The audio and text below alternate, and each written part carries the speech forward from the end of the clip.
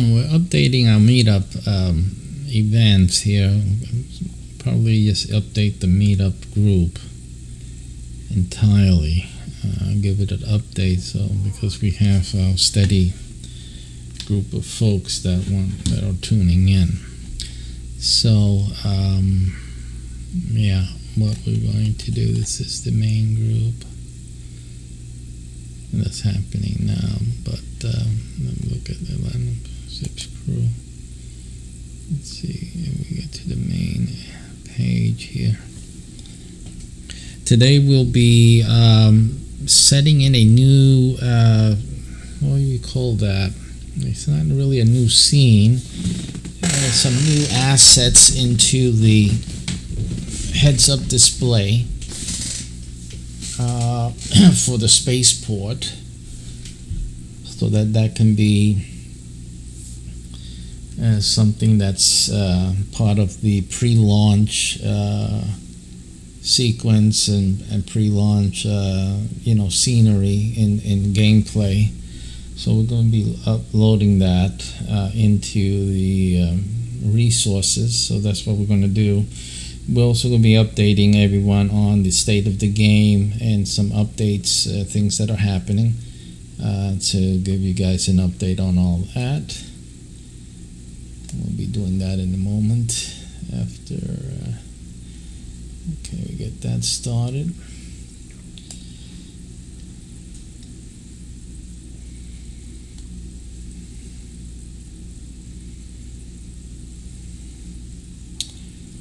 And let's see what we have here.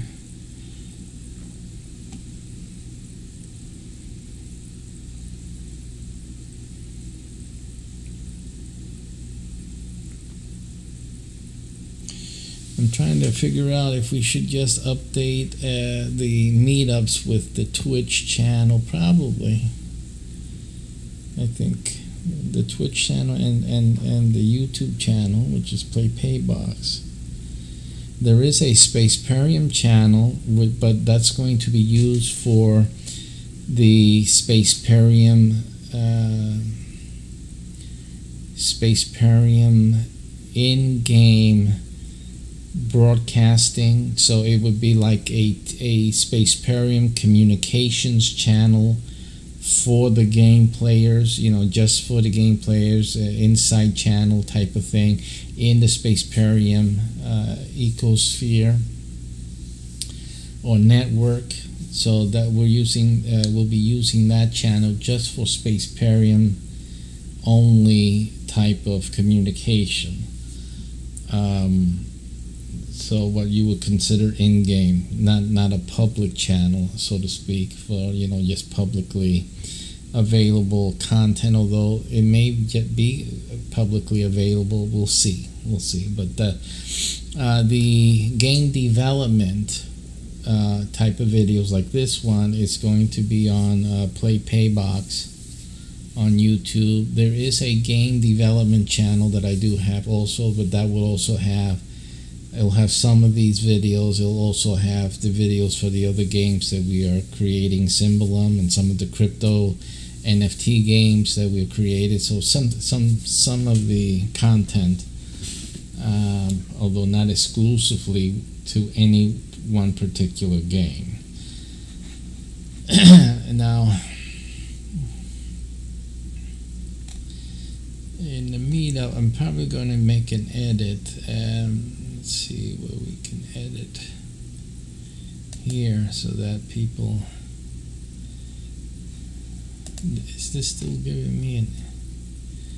Yeah, this is still giving me.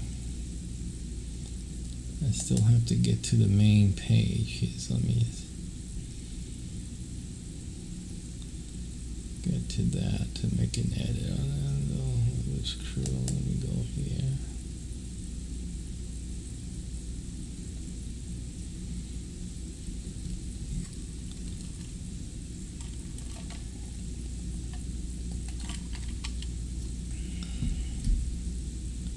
I'll probably send out an email to everyone too. That'll be fun. Use the power of Meetup.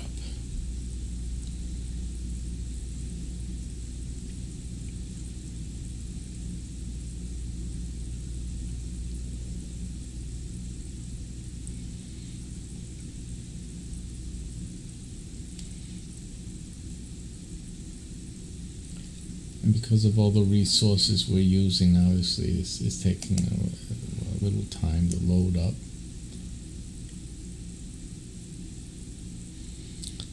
Okay, let's see that it's finished up now. So I'm going to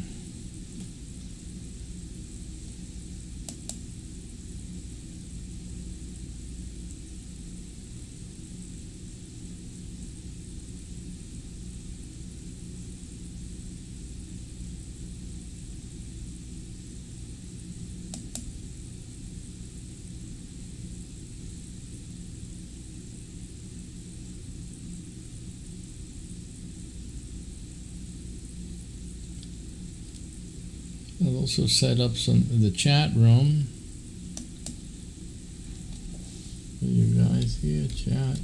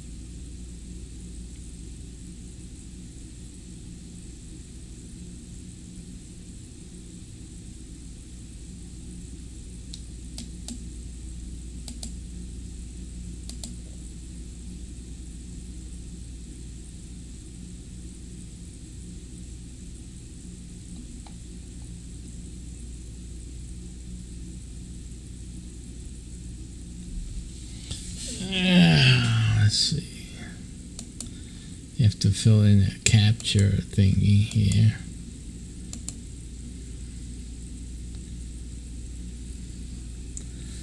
Just to get into the chat.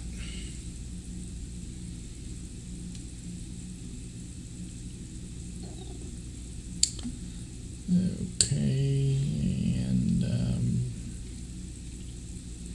I see what I didn't do. We're going to have to stop. We're going to have to stop one of the streams because it's would be going on to TSPCI and it shouldn't be. So,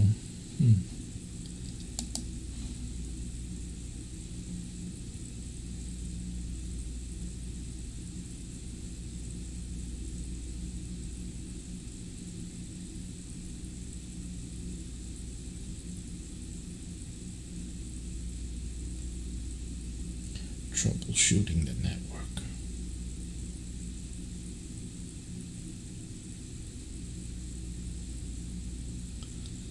Okay.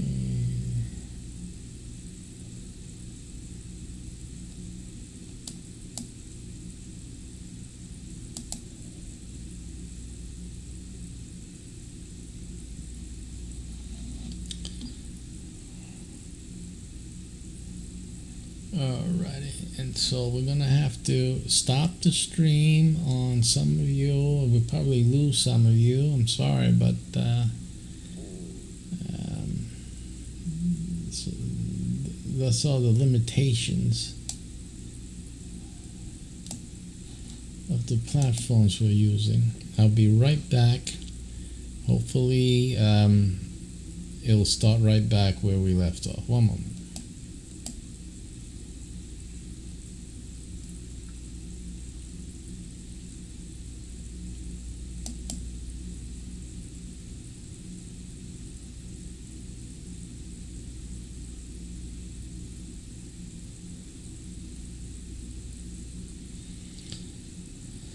Okay, that does not affect the YouTube, at least not the ones seeing us on the Play Paybox YouTube.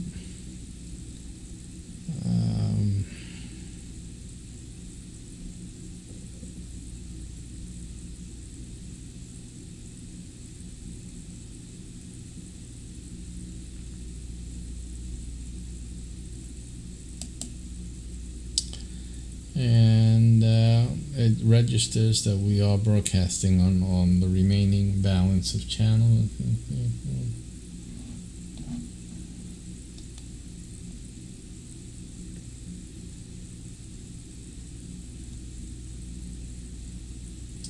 Okay, and all right, so I think we've fixed that little issue.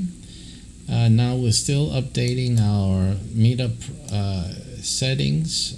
What we want to do is let people know that we're online.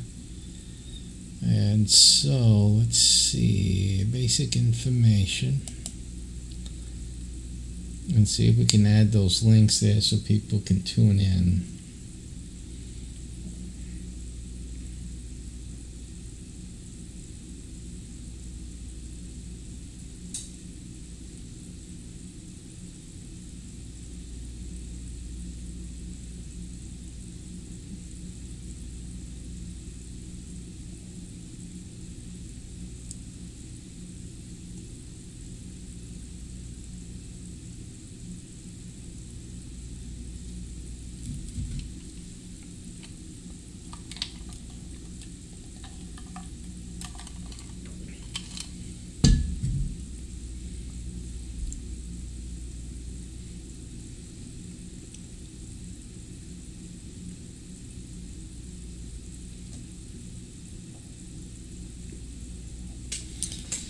Okay, this is the description of the game there. So let me just put out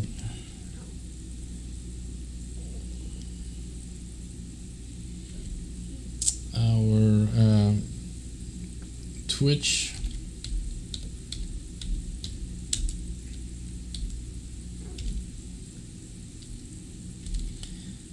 Twitch TV link.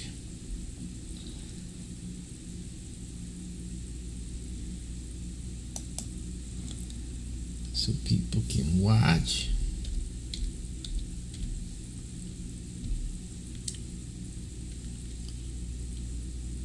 Twitch.tv/Play Paybox. So we'll do that.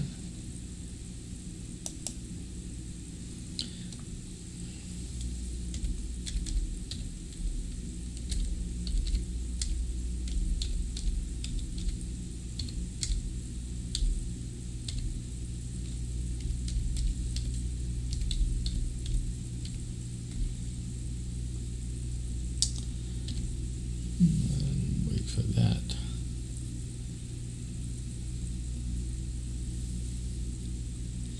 And then we'll also put in our YouTube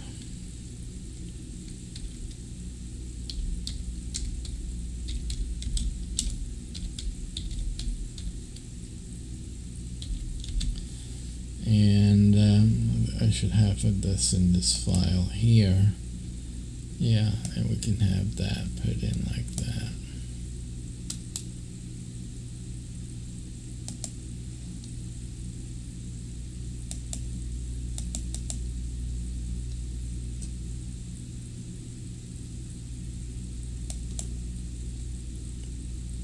YouTube channel now shows up there, and then we put in the link. And we got that, and that is good to go. So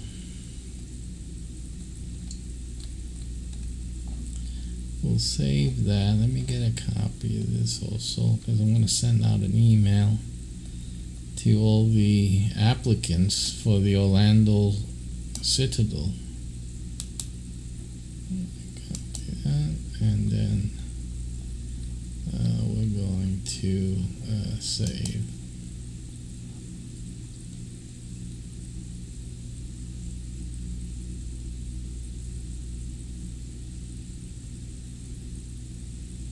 Okay, and now we'll go back to the page here and to see if it has taken.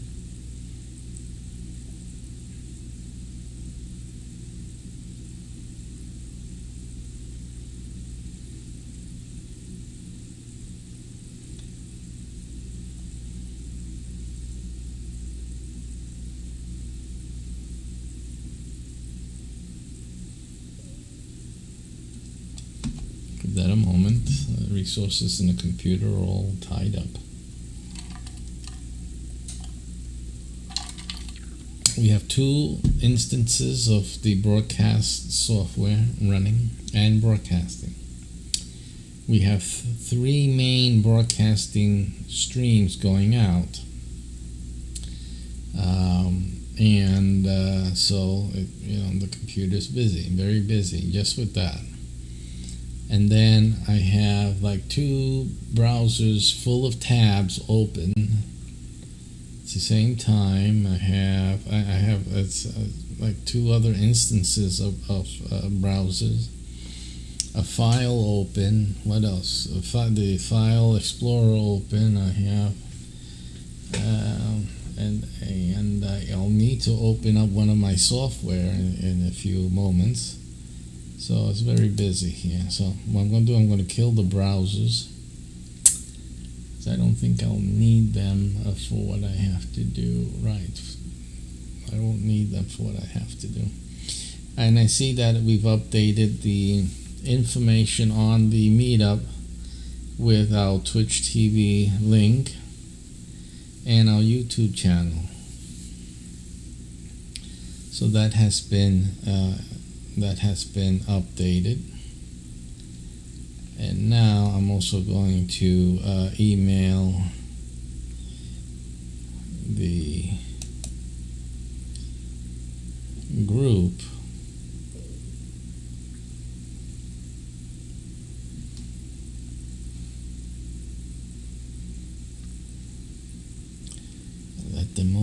let them know we're live.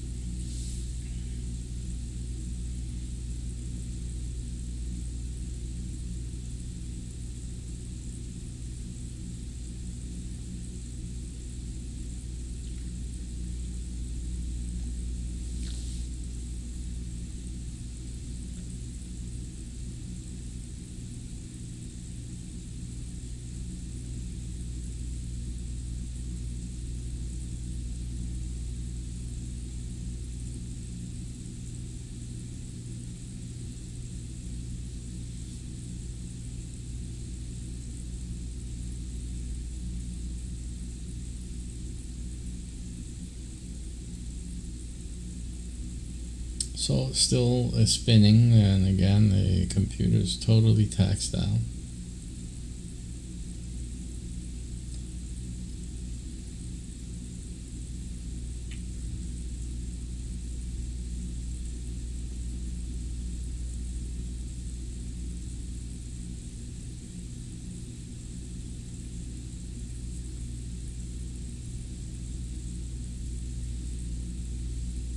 Today we'll be working on the spaceport, at least some graphics that we're going to add into the pre-launch phase of the game.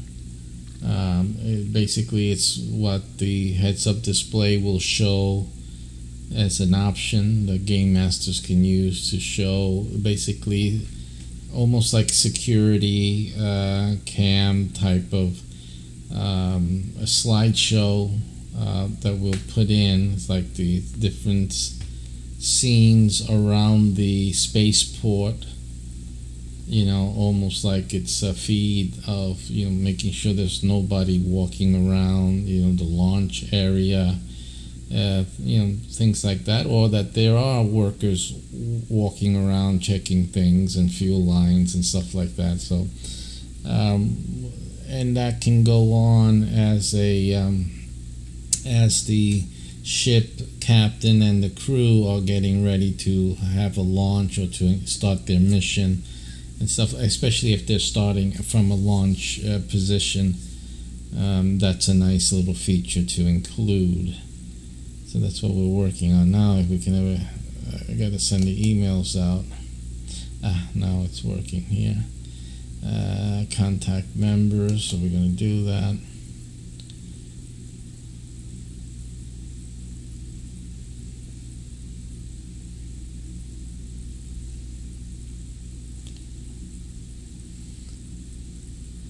And so this email that I'm going to send out to all the applicants for crew membership into the Orlando Citadel ship, they're going to get a message saying, hey, we're live. Hey.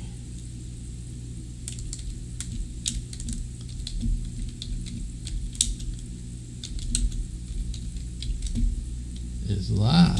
Right? Hey, SPACEPERIUM is live, and why don't you join us?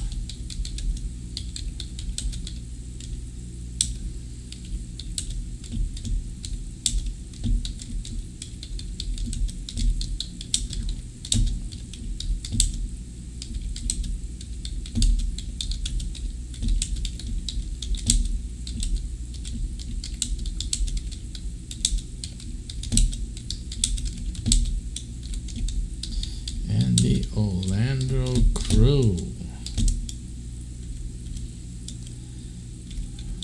Follow your choice of the links below.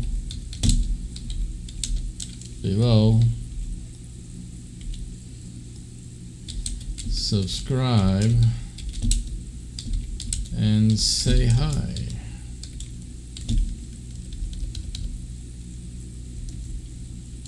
And then I put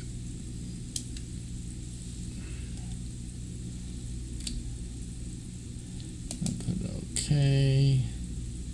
We'll have that, and we're going to make these into links. So let me make sure that they're turned into links. I'm going to copy that, and we're going to make that into a link. Paste and add. And then this one, we're going to turn this one into a link and add that.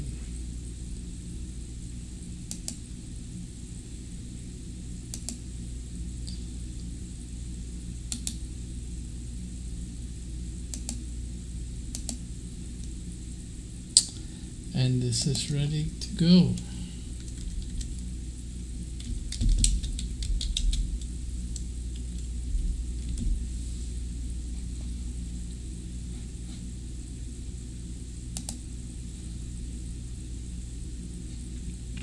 And I'm just going to submit that and just send that out.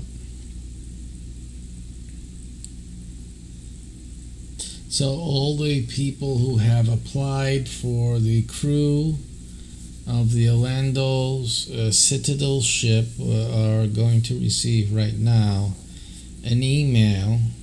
Usually they would have to reserve to attend an orientation meeting, but we're live, so they might as well come in and get the links and make it easier for them to keep track of the project. So that's basically what we've done just now. And Gave all of them a notice. Okay, so that being, I'm just waiting for confirmation that the emails were sent. And once that is done, I'm going to kill all the browsers here to free up some memory resources for the computer.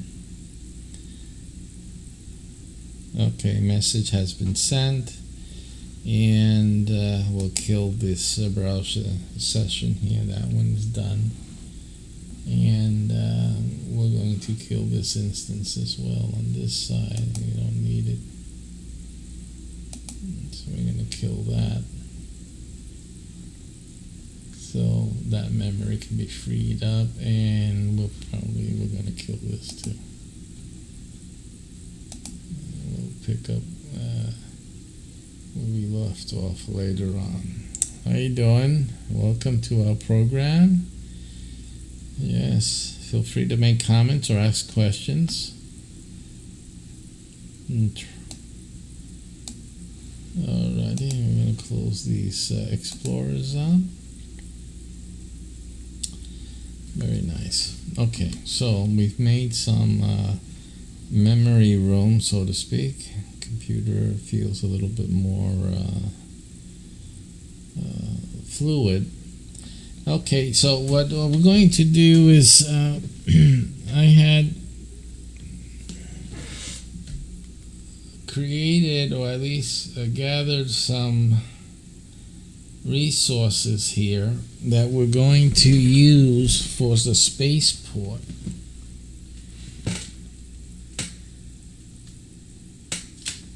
In SPACEPERIUM. So I'm going to connect my handheld device. And by the way, we're already doing research on the handheld devices for SPACEPERIUM, for the crew members.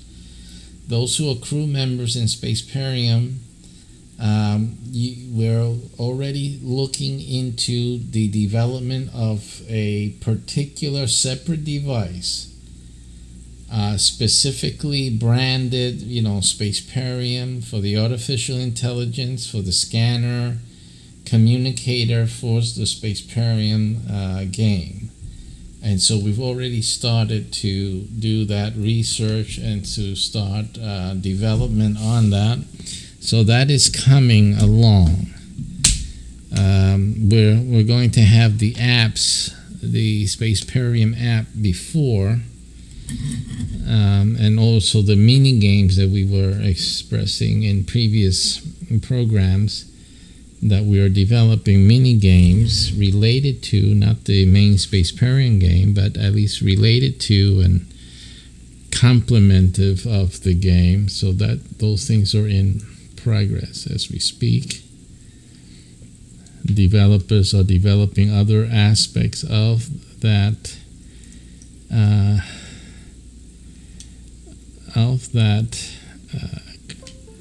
aspect, so we're still waiting on certain things to be completed, and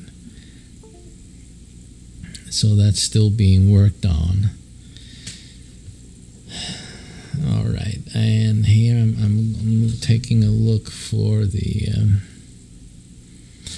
yes, that's what we're doing. So we're going to transfer from this handheld device the resources so that we can work on the spaceport assets.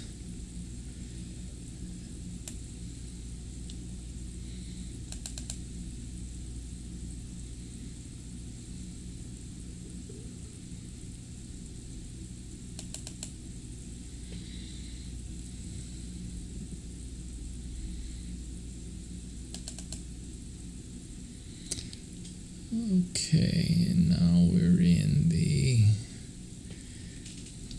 I'm just looking at if we're actually going to use this as the source file or not.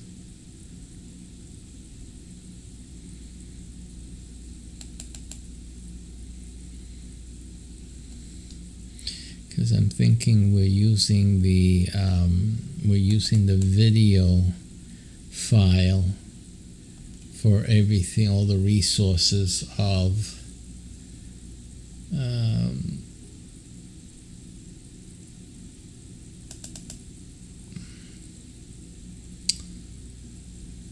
and it is a video file, but I was thinking that probably we have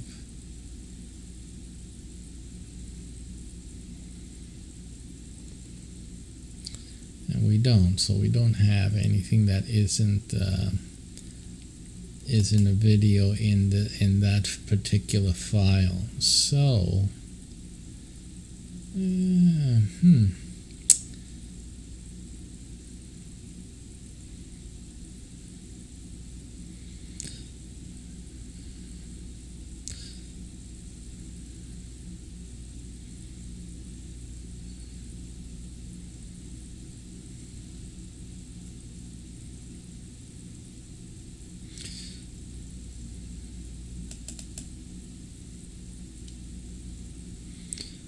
alrighty, so what I'm going to do, I'm going to make a new folder.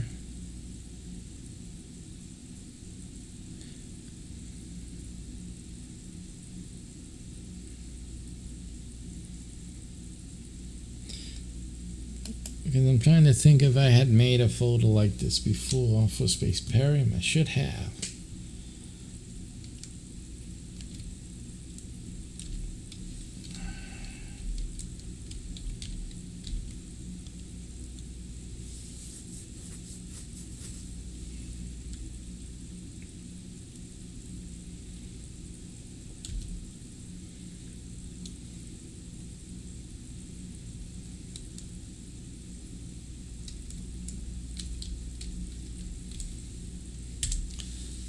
So I'm going to put it in the graphic folder, or probably just take it out. That's probably what I'm going to end up doing. Let's take it out. And that means that we're going to have to redirect.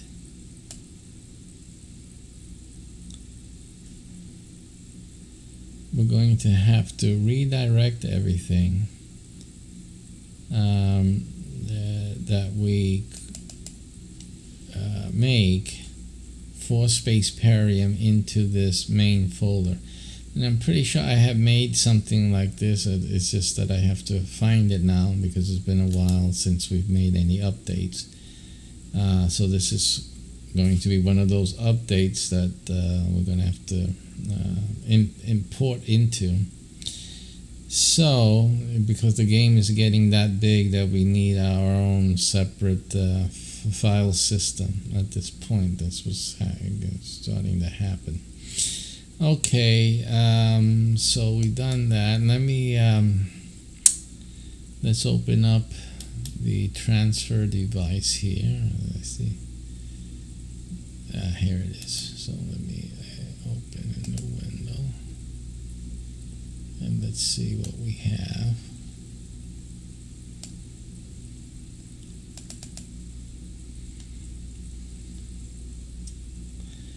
This is, I don't think we have the,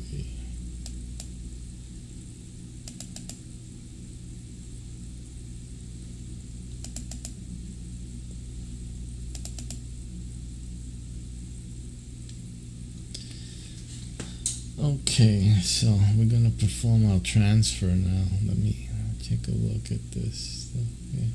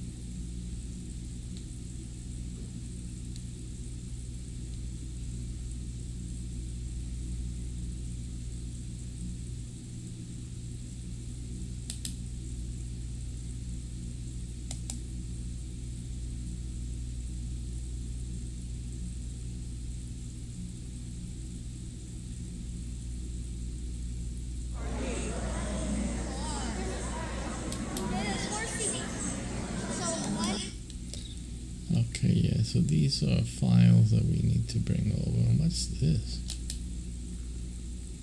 And some files are not showing what they are, you know, the thumbnail. So I have to open them up here to see. What can they possibly be?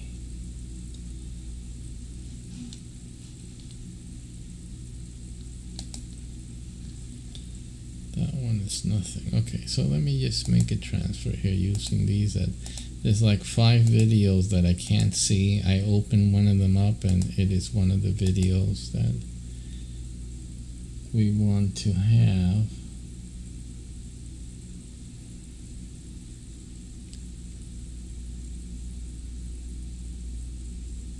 Okay, it took a while for that loading. Took a while to that for loading in, so we'll just take these videos out of here.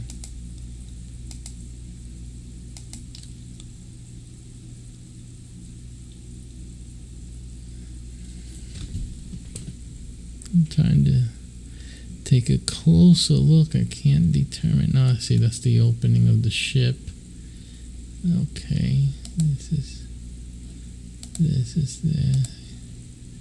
And this and this.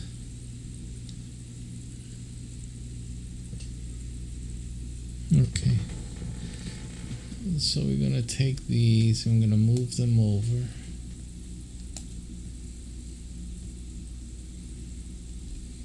So that's going to take a little bit while we wait for that transfer to occur.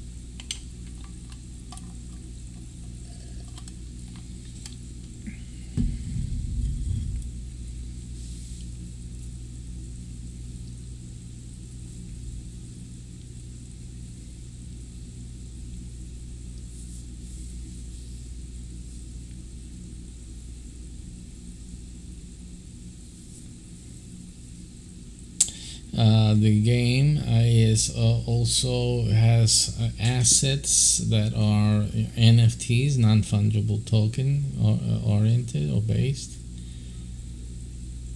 and we have 2 cryptocurrencies planned to use associated with the game. One is created, a blockchain created for the game, SPACEPERIUM itself. And another that we plan to use with the game that is not ours. We plan to adopt a cryptocurrency that's already in existence, and that blockchain.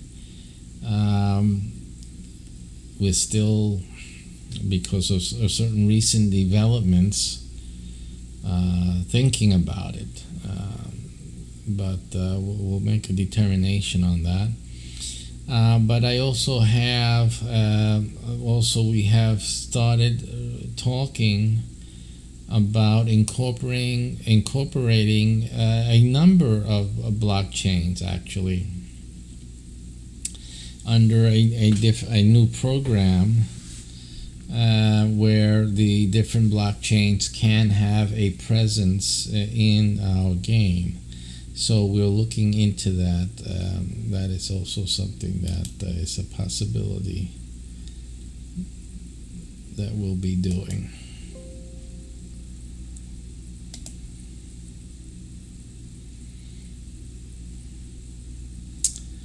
Alrighty, so we have cleared up also some space here in the device. I'm just checking again to make sure that just the other unrelated material is here. Let me get rid of these while I'm here, do some maintenance and get rid of the stuff that's not needed any longer.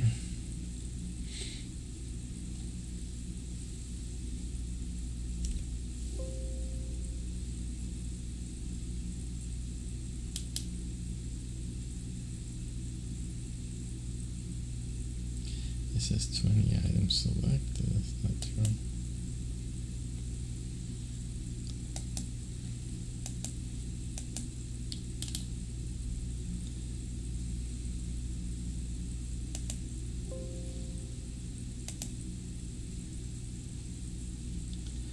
Alright, so this one's also to be deleted. Take that out of there.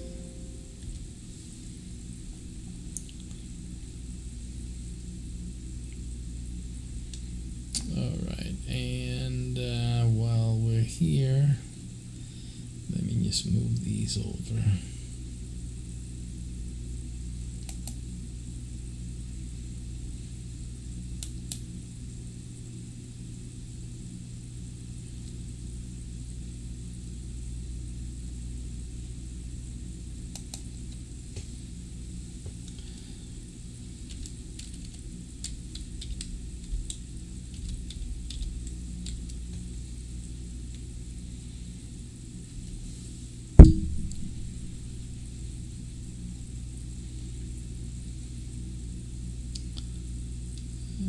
Move these over because there's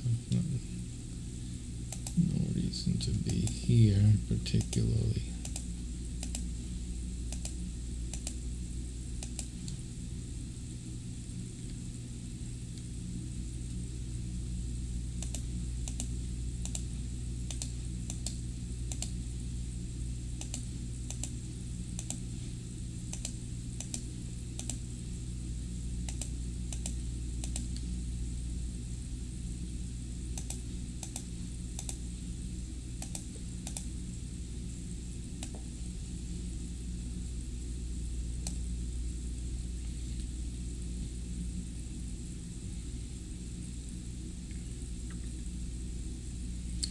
So the transfer from the device is getting completed as we're speaking.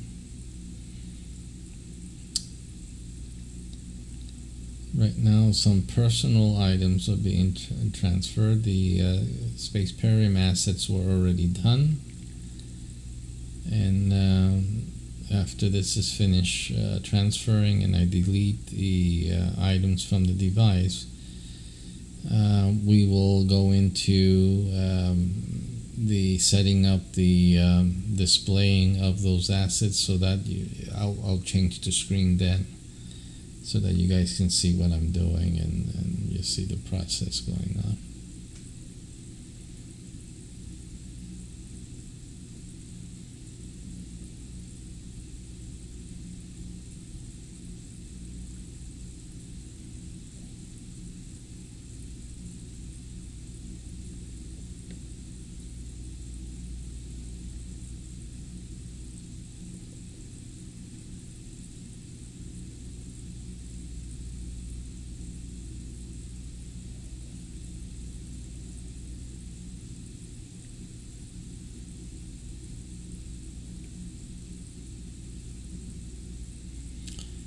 Okay, that has completed. Now delete.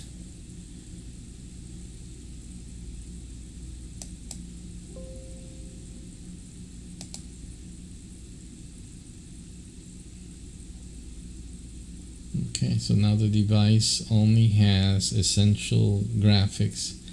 And these graphics are things I need to use, like when I'm on the mobile device and I have to post a announcement or whatever, and I need these commonly used graphics that relate to those items. So I try to keep those on my mobile and on this device, so that wherever I'm at, if I'm have time and I'm I can do some posts and update people and always be having some production even from the phone, when I'm away from the computer. So I keep those main graphics there for that purpose.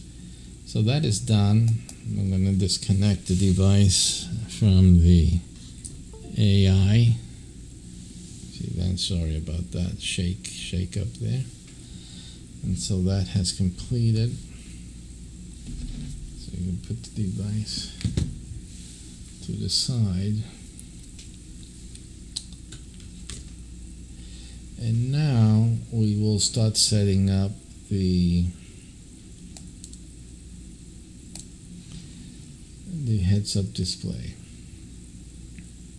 And before do that, we will give a brief intermission. We're going to a brief intermission just to have that little so-called break, and we will not break away, but we will come right back after it plays.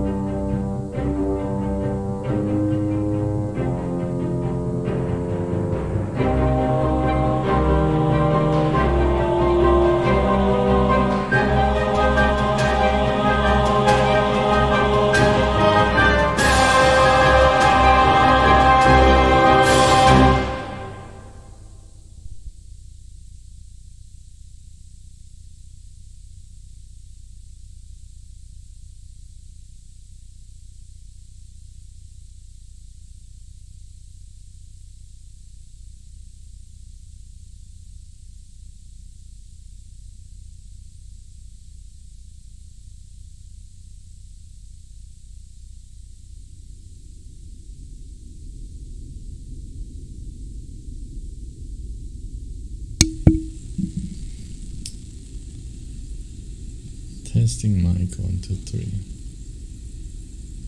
Testing 1 2 3. Testing 1 2 3. Okay. Alrighty. So we are back. This, of course, is the heads-up display. Those who have been following us for a while already should recognize it. And speaking about the heads-up display, as we usually will tell you and remind you, the ship is created in a time where the heads-up display is simply a work in progress. This adds into the difficulty of the experience, obviously, and in the gameplay, the fact that sometimes it doesn't update as it,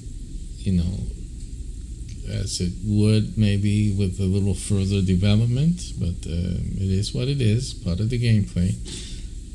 And so at certain times, when obviously the computer, the AI is stressed, or just busy making other calculations, and usually just like it is in normal travel today, where the most dangerous part of an air flight is actually the takeoff and landing. They're the most dangerous parts of the flying experience. And so too in our launches and landings, the AI is most stressed, in taking care of other ship functions, making sure that safety is priority. So it takes over the prioritization, especially of what you see on the screen, the heads-up display. So what you see now is a basic display. It's intended to show the computer state. It's a default. At all times, the computer state should be as you see it there, the sensors as you see it and whatnot. But when a a ship is taking off and landing, there's so much more that the computer has to assist the crew with. Since the technology is advanced, it's a leading edge, that the heads-up display will default to this often.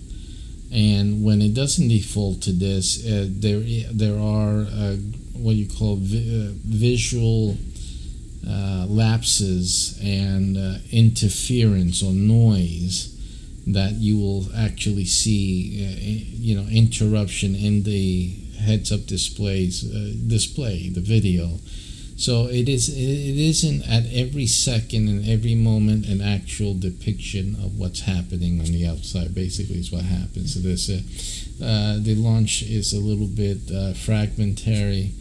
You do get updates. The updated image does come in, but of course the ship is moving faster and it moves so quicker than what you're going to be seeing when we do the launches, particularly because of the fact that the computer's taking care of a lot of details. So we're not flying the ship by what you see there. Basically, this ship is being flown by instrumentation and communication with the AI. So the AI is providing at the consoles here the up-to-date information. It's not visual, it's data. And so, but those watching the flight, those who are watching the game, you get the whatever the AI can muster as a heads-up display vision or visual of what's going on, and that happens in landings and in the launches, but also at certain times throughout the gameplay there will be glitches. So it's just a heads up that there will be glitches on the visuals, and that is part of the gameplay, is part of the mechanics of the game, because of the technology that allows us to have a visual in any case or at any moment of what's going on outside, even though it may not be accurate to the inch or to the centimeter, or accurate in terms of the timing, right? So we understand that things are going on, and that the crew is not going by the visuals, okay? Although we're all watching, but really in like real time and real life, if we were actually in a ship in this time and with these capabilities, no one would be looking at the heads-up display. This is just a mechanic for the people in the audience, for people watching this gameplay, and otherwise for the TV show and movies, for those who are watching the movie, experiencing the movie or the TV show, which is also part of this game. This game actually is producing content for TV shows under the SPACEPERIUM branding, where the crew members are the actors. We're not hiring no special actors or anything like that. The crew members actually creating content, and this will be part of TV shows and a movies whenever they are produced or as they are being produced by our very own crew members, and of course all the other associated benefits with that, income, royalty, stuff like that. All of that is worked out within the group, and that's part of being part of the special 100 only per ship privileges and side benefit, if you will, of getting involved in this game project. So we do motivate you, if you're watching this, that you should become part of this game project. Who knows what can happen for your future by becoming part of our crew, and a lot of things can happen. People get discovered with less. Okay, so basically, this is a time and an opportunity for you guys to get into something that really make a difference. It's not just playing a game like all the other games that you play. This one actually gives you income. You derive income, and you could probably become a famous movie star. It could happen. I mean, if you have the talent, you have the right stuff, and you're obviously going to get exposure in this game. So this is the thing to do. So we do encourage you to really give this game. There's only 100 slots open. You got to realize that you have to play in your area, and there's only 100 slots, so you have to move quickly. And obviously, the business opportunity is here in the game master position.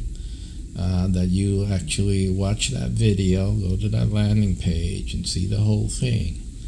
And it is a business, so and that is how you become a captain, a commander, or a general, and an admiral, is through the business aspect. You guys are in business, in your own business, in the SPACEPERIUM Imperium. And so this is the way to do that. And some people may find the engagement a little bit financially challenging, but you have to realize also that you have a lot of options that make it very affordable or even free to you. Just simply you get it's a business, so you get partners, a group of others that are interested in making money. You show them the program. We all can make this and share this. Each one of us will pay X amount of dollars, or I can't afford this at all, but you guys can. So between all you, you'll pay that monthly fee and get this going. So those are options that you guys have. And and there's certain types of businesses that may want to partner with you in such an endeavor, because there's actually a very good business reasons to get involved with the SPACEPERIUM project. There's merchandising, there are advertising opportunities as well, and so it's a smart move. Wait for this crew member to get moving, get away from the screen. It's a smart move for you guys to actually, or to some smart business people, to actually partner with the game master and become part of this this effort. Very smart move, but again, you have to watch that video to see all the details on that. All right, so that being done, let us start working on bringing in the resources. Now, for this, all we have to do here actually is to bring in a slideshow, and that's what we're going to do. Now, if you know OBS is the user interface that game masters will be using for broadcasting and for game mastering the game, in addition with other SPACEPERIUM software that you've seen in other broadcasts. But we won't show you today because all we're going to do is to work on the spaceport heads-up display experience. So in OBS, you have a slideshow capability. Let me see where that is. Yeah, image slideshow. Now, I don't know if it plays videos, but we'll see, won't we? So we're going to select that, and we'll just leave it as image slideshow. I'll call it spaceport. Spaceport. Spaceport.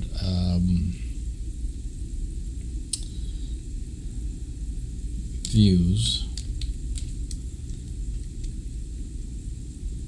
and we'll click OK. Now here we have the always play even when not visible. We don't want that. Stop and restart when visible will do that. Slide mode automatic. Yeah, automatic. Transition is fade. We'll do that. We'll try that to see. Time between slides in milliseconds. It says 8. And we will increase that, I think, by 10 times. So we just add another 0 in there. Transition speed 700. And again, we'll add another 0 because you see those transitions are very quick. We'll add another 0. And then it will loop. It will loop. Now, this bounding size aspect will be automatic. And so now it says to add the image files. What I'm going to do is probably add the directory for now, just as an experiment. So we will add the new directory, the folder that we have uploaded. And we're just going to use that just for the experiment. We're going to have to be more specific later on. And we have done that, and then we will select OK. So that being done, we're also going to adjust. We're going to bring this down into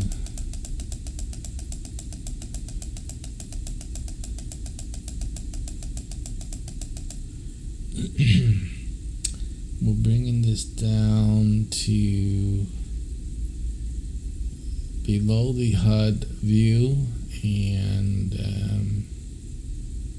below the HUD view and just before the other display views and stuff like that. So it's almost like the last thing. And if we turn off the HUD view, that's what will be seen. And one other thing, adjustment that we have to bring in the transform it into a full screen to fit the screen, number one, but it will not cover up. It was behind all the other resources. So let's give it a whirl on at least. This will not appear on YouTube. The guys on YouTube will wait until I work on theirs. But we're going to play it on the others and see how that fares.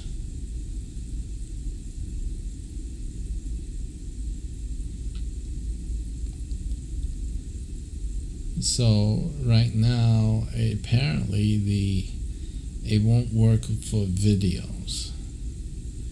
Now I don't need to use the image. Now, yeah, they're all videos, as a matter of fact. So I should not have used actually the image.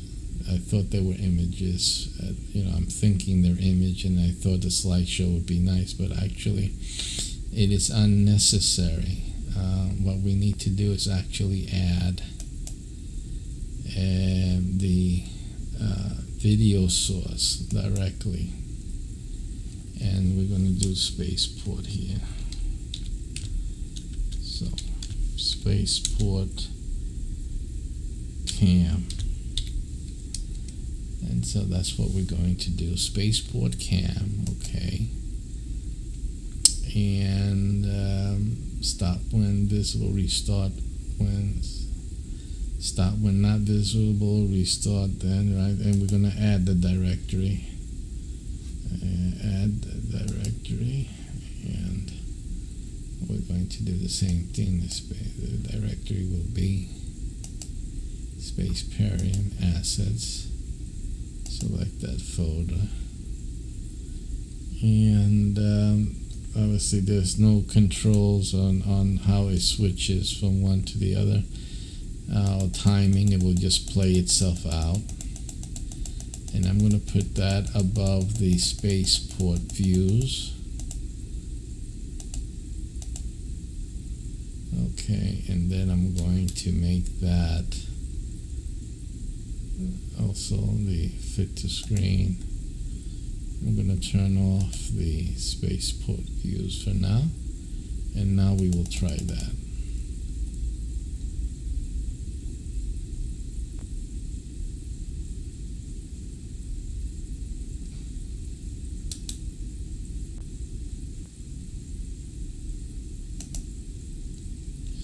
So I'm monitoring that on my end over here on my other monitor. That looks cute.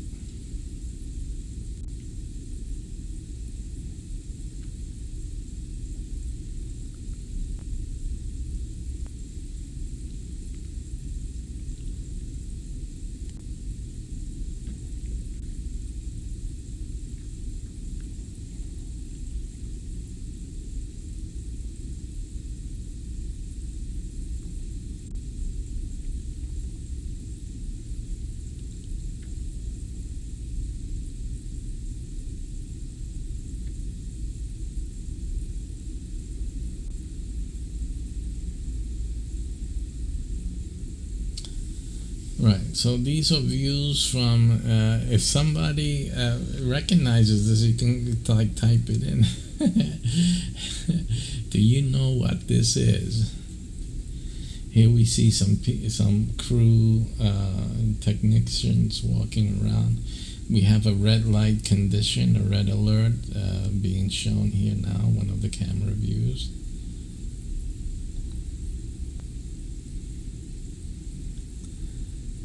And then we have a roaming camera here showing not this ship, but a ship. These are views from the spaceport. Here we have a gun. You can see that. And some other, stores. Here we have an outside camera view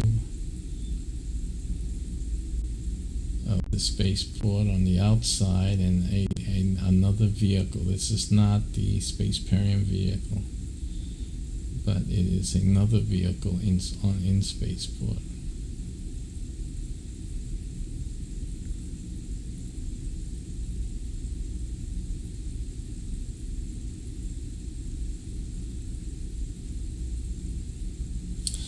Okay, let me do this for the YouTube folks out there. Sorry, kept you waiting.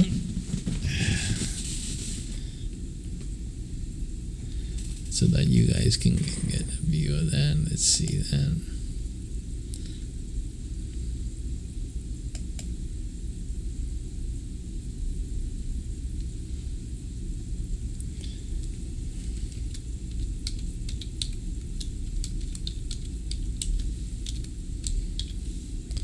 Spaceport cam, and I'm gonna add directory right now.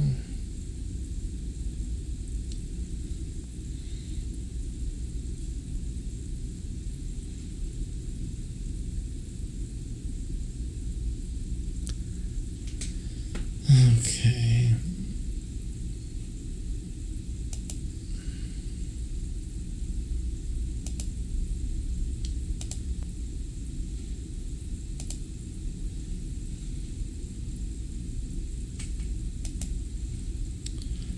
Okay, I'm going to bring this down as well.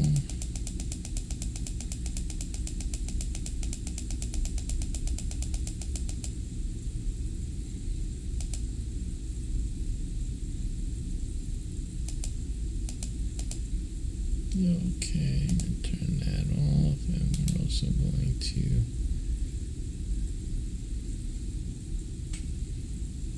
fit screen. And this one's ready to go. There we go. It is 4 seats. So 1, 2, has to be a super.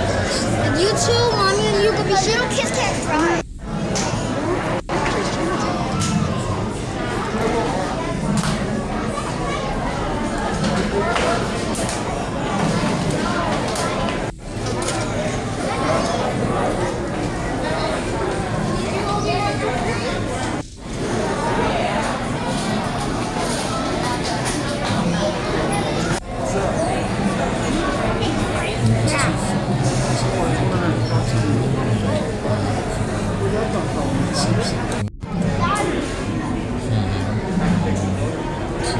focusing point on the control panel. Taking the shots of the control panel just for a user interface or GUI of the control panel for the campus channel. It would be the game master's control panel. Some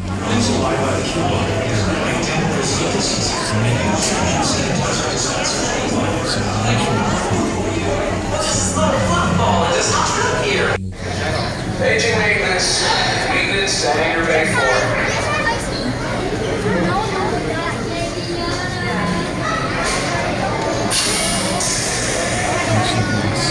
these shots move too much. Make them still shots and included. I am scared.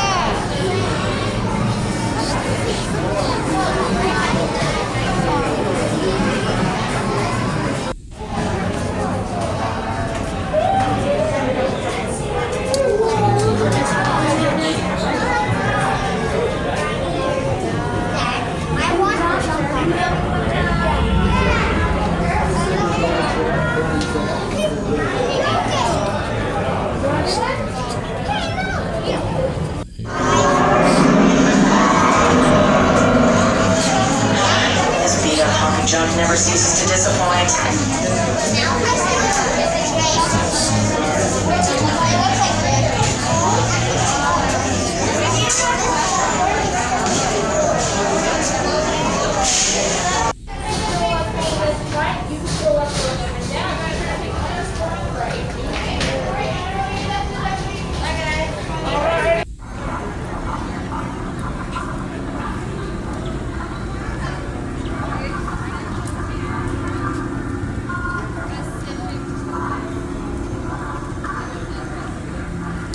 So the idea behind this thing is basically like security cameras as the ship and the crew are getting ready to start their mission, usually from the spaceport as a launch, or at the spaceport remaining there. It could be a mission of preparation of technical things, and they're at the spaceport. There's 4 seats.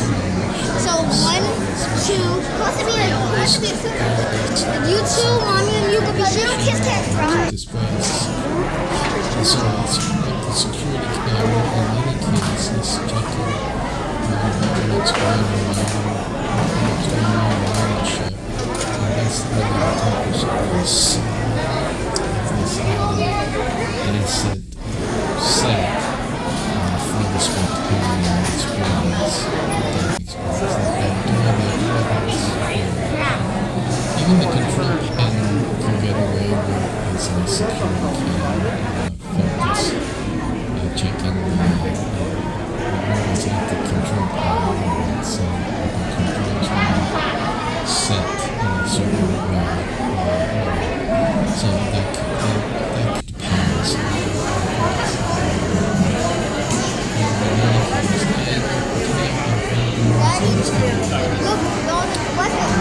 So it changes the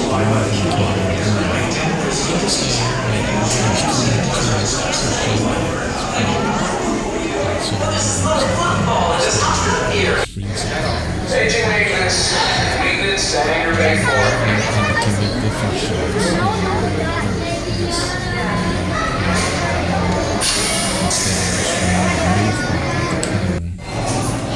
Just keep it as a steady shot.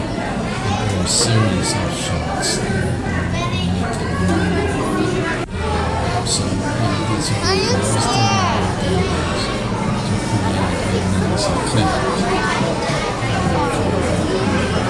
its use at this stage.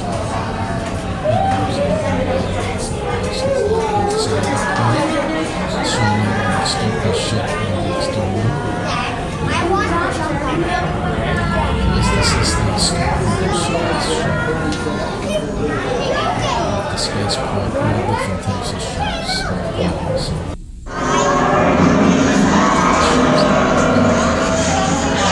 This beat up honky junk never ceases to disappoint.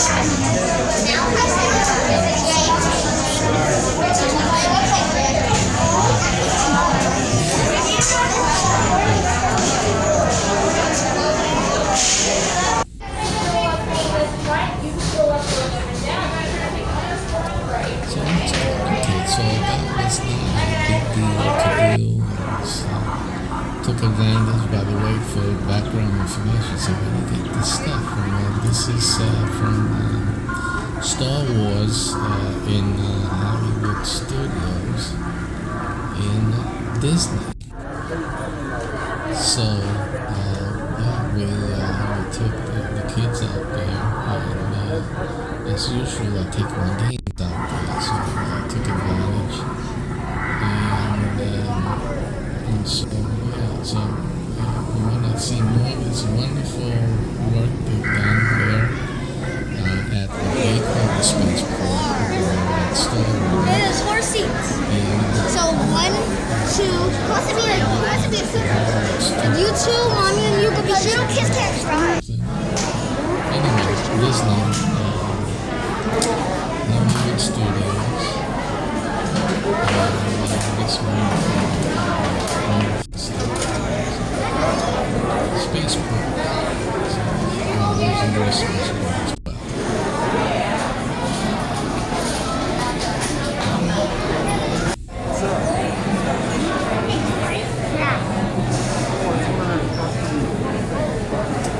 Okay, well, time to talk a little bit about SPACEPERIUM and our updates.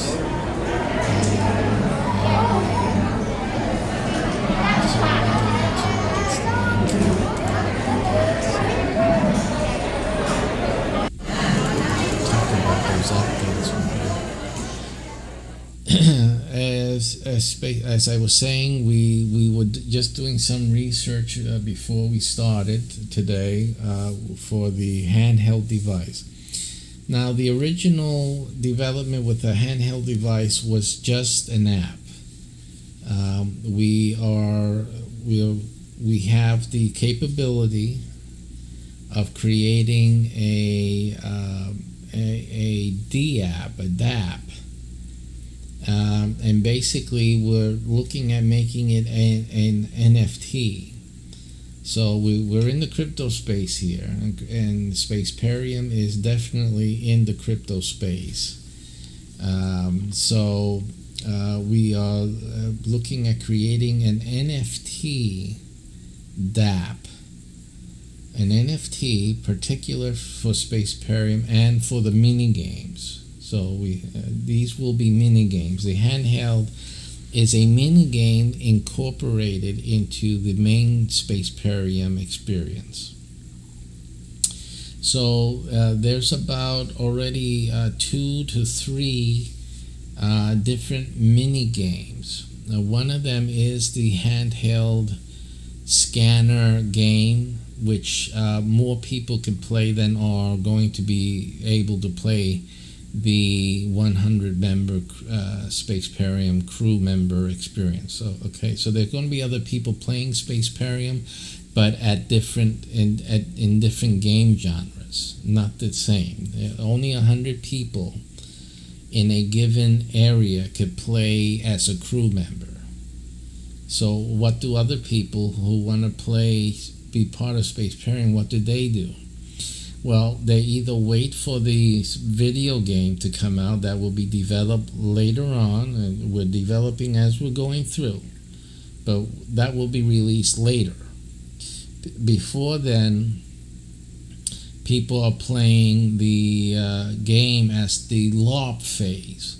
The LARPing phase is the 100 crew members. These are the ones who will be joining us here on Twitch, and all the ships will have their Twitch accounts and be on Twitch. Actually, Twitch will be not inundated because there is, but there will be quite a number of game masters. So each game master will be on Twitch at any given moment, at any night of or day of the week. And that's just the U.S. because, of course, we'll have international game masters. And again, so SPACEPERIUM, I don't know when or what the process is for them. They're listed on the Twitch menu as an official game. But anyway, whenever that happens, the bottom line is that we're going to have a lot of streamers streaming SPACEPERIUM games. So But again, those games and that real life interaction. Excuse me, I gave a class today for almost 4 hours, so that's why my throat is done. But anyway, the that game experience is limited. Again, those will be the ones who earn income, 100 crew members. They will be earning real, and when I say income, I mean real money. They'll be paying the rent with the money they or their mortgage for the money they make from the SPACEPERIUM being one of the crew members. Again, it's going to be a highly coveted game to actually play, especially in that phase.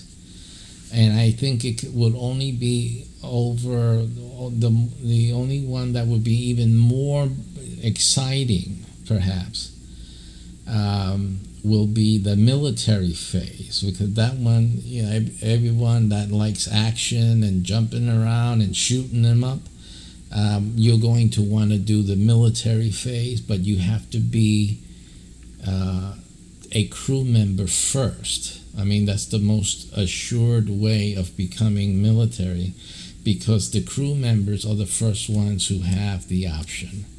So again, that's why you need to join SPACEPERIUM now. You'll learn SPACEPERIUM through being a crew member of one of the ships now. And then when the military division opens, you will be given the first option. There's certain requirements, obviously, at that time. You don't have to worry about it before. But at that time, there is a requirement. You will know about this so that you have, while you're developing yourself in the game, you will have that option. Let me make another check, because I notice a lag happening. So I'm going to make a check on some things here and see why.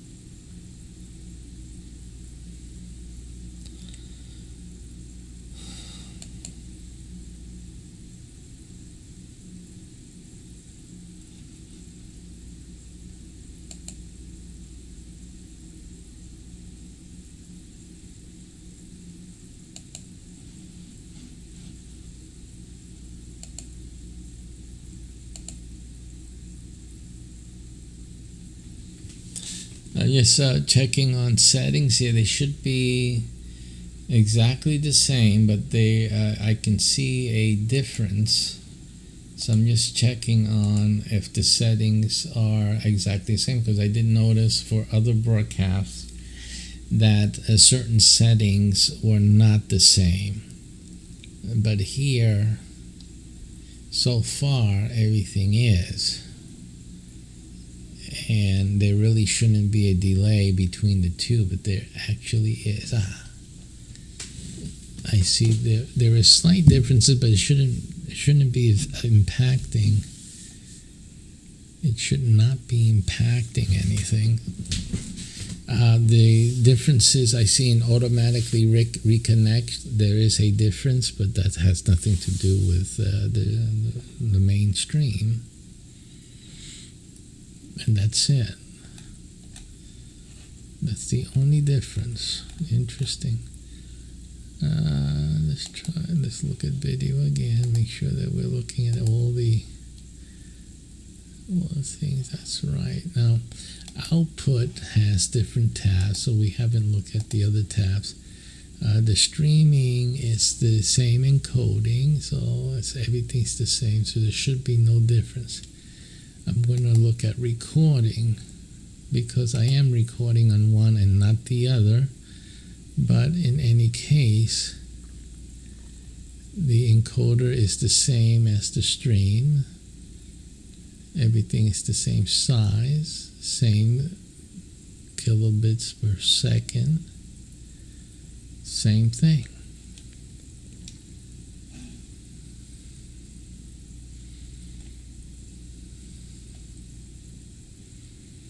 I'm going to check replay buffer, which is not enabled and shouldn't be enabled on this one either. Right, so that's okay. Audio is slight differences in audio. There's a very slight difference. I don't know why there is one at all, but there is. But it shouldn't make any difference, but it possibly can. Conceivably. I can't make any changes now, but I'm going to pay, when I end the broadcast today, I will go over and just make sure everything is the same. But again, it should not be of any any impact to the stream. Under general settings, let's see if there are any differences here.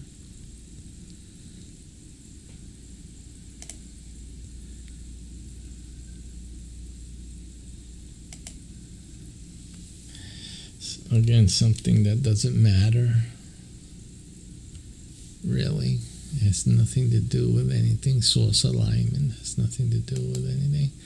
And really, I may have changed it while I was scrolling. Instead of scrolling, may have been changing the numbers there. So it may indeed not even be any difference at all. So far, nothing else is different.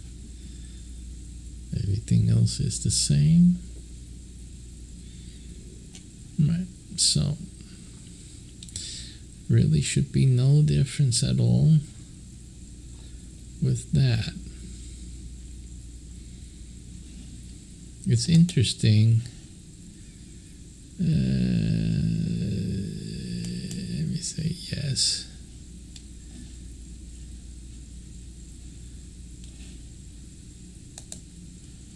Okay.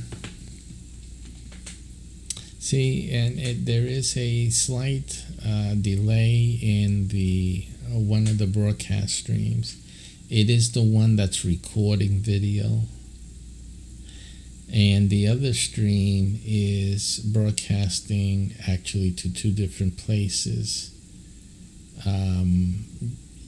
But that's the one that's really on point with my voice. There's no delay in that one. So that's interesting. The one that's broadcasting to one broadcast stream is the one with the delay. There's a slight delay. It's almost like one sentence back. See?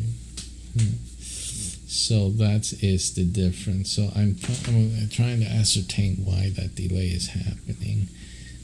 Let's see, with the CPU, yeah, it has like almost twice the CPU usage on OBS than the other one, so that may be an issue. Why is that consuming more CPU?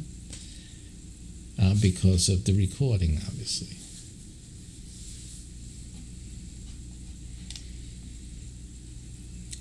So it could be an issue. I'm also, I believe I have let me close this up and see if there's an impact on the CPU, because I was monitoring also, but there's no, I ended that monitor and there still is the delay, the notable delay.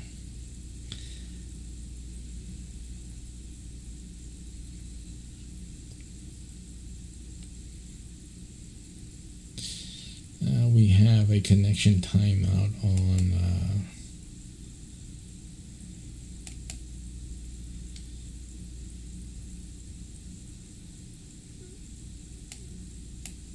HAPS.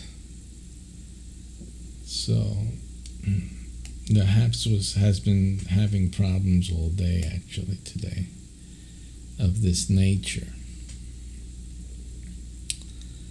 And we'll see how it comes back. Are we coming back in or what? Well, it's not broadcasting, I don't think. Let's see. It says it's timed out, view replay, so it won't rebroadcast us. So unless we'll turn off the virtual camera, turn that off, and just eliminate that since that stopped. So we have a failed communication through HAPS TV. This is like things that would happen during a broadcast and also during a mission. We see the delay has been reduced a bit. The CPU is also reduced. Now it is 40. It was like 45. So it's like coming back in and out between that. So it has different. It's having different rates right now.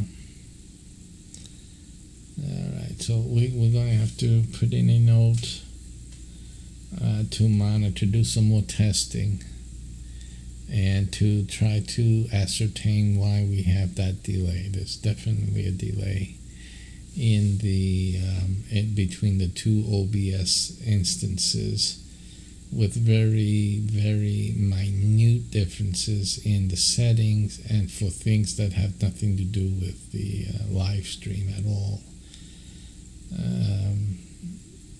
With the only caveat being that the delayed instance is recording as well. So that may be it, together with the fact that the computer well, at least for a while ago, was heavily taxed. So it could be that we have this open too. Let me see if I can stop this. Let's see what else I can stop. Let's see if I can get, where is Task Manager here?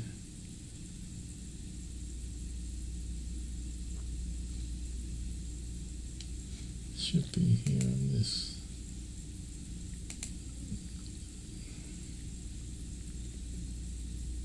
Task Manager, so we open that up.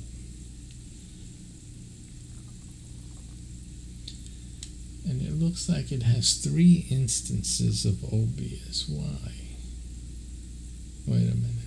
Well, at least it's showing me the processes, probably.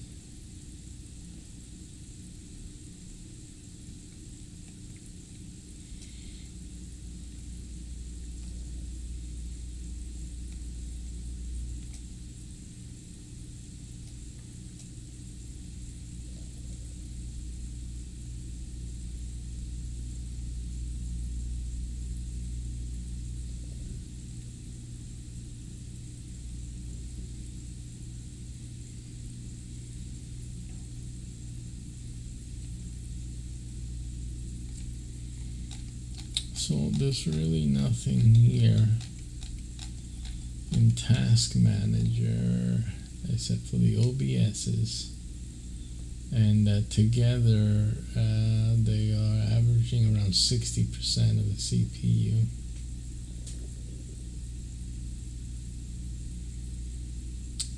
For some reason, one of the OBSs are showing, let's see what this shows here.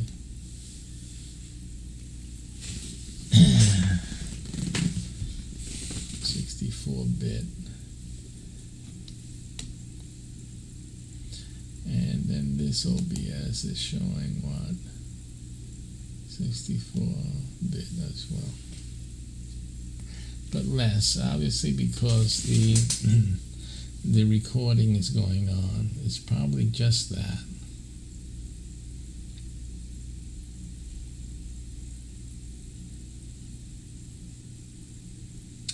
Now, what I don't want to happen is a delay in recording with the out of syncing with the voice, which I've noticed does happen on certain videos that I've done.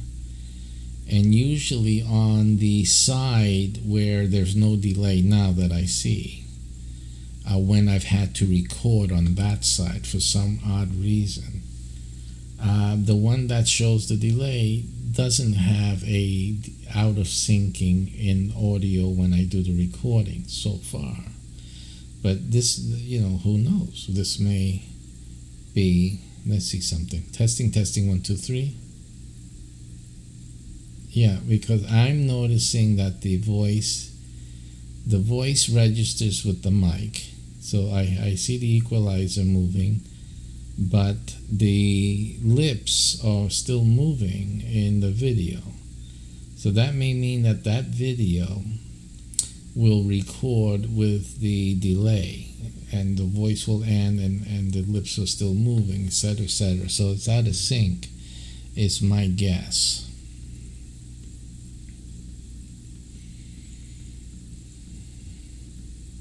So we're going to have to do quite a bit of troubleshooting with that. And, there could be things on here, we'll have to look through them, that are on, even though they're not seen, but they would be on. Let me try to find something here. This is see, there's things here that are here that may be causing more memory to be consumed, and basically we don't need it. This is not needed. This is still here. This is still experimental, so there's some experimental things here.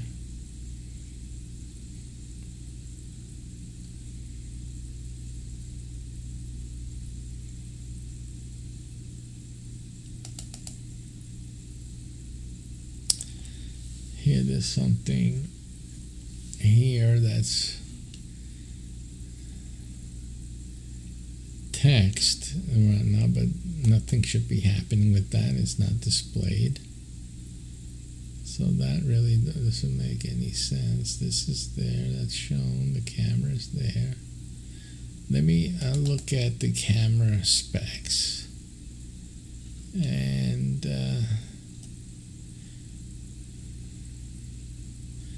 video format says any.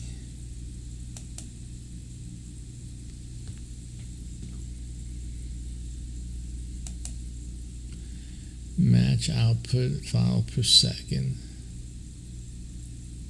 Buffering is enabled buffering. What does that mean? When enabled, buffers video audio data to ensure the smoothest and most accurate playback possible, but at the cost of increased latency. So that may be it. When using buffering with a video capture card, it is recommended to set the card and the program to the same frame rate for best results. When disabled, ensures the lowest latency possible. So latency playback, but at the cost of frame playback accuracy. This is ideal for face cameras or when you want to use the program's preview window to play a console. Auto detect default sets it to enable if the device has delay and disable if it has no delay. So I should put auto detect, right? Auto detect. And that should fix that problem. I think it did. Testing 1, 2, 3. So now that took out the delay. Now there may be other issues that occur, like dropped frames or something like that. But I think that the audio issue, and I'm going to have to go through all of and there's a lot. I have just a lot of broadcasts that I do. But I have been noticing an issue every once in a while. And I think that will take care of it, and see what else happens. But now the syncing is pretty much resolved with the recording on. And I think we found the answer there. Let me check this one as well. Here. And let me make sure that that is also set. Things troubleshooting. This also has enabled on the buffering, but I'm going to put the auto detect there as well. And let that live happily there. And now we have like complete synchronicity or synchronization between my voice, movement, everything's happening at the same time. Right. Okay, so we have resolved the issue for all you guys out there who are having OBS latency and voice sync issues. You select the cam, at least in my situation, the cam was doing a delay, so I didn't care about the audio because the audio is not handled by the cam in this instance. It would be different if your audio is coming through the cam because it delays the whole thing, it buffers it, so there would be no perceivable delay on the stream or the recording. But since my voice is handled by another microphone, not the camera mic, so that we don't have a synchronicity. So now that was, hopefully, it's all resolved with that. So that's good. My goodness, the things that that you can now check, right? And again, sometimes I'm amazed at how SPACEPERIUM, even though it's a space game, but it's allowing us to incorporate quite automatically. I mean, it's forced upon us to incorporate, like right now, troubleshooting of broadcasting issues, which easily become mission issues because they impact the mission, they impact the whole game experience. So it's interesting how and these are problems that you might deal with in space. Even if there could be audio synchronicity or synchronization issues, with the space traveler and his camera, the camera visuals, and the audio not being in sync. That could be a real problem even on a space mission, a real space mission. So what we're dealing with here and how we're fixing it may not be all too that far different from actual space missions in the future. I mean, you could have audio and camera, visual, audio and video synchronization issues, and that need to be resolved pretty much. I don't know if it would be as easy as we did with OBS here, but it's still something that could happen on an actual space mission. And so I think this all works. I mean, it all works out in the end.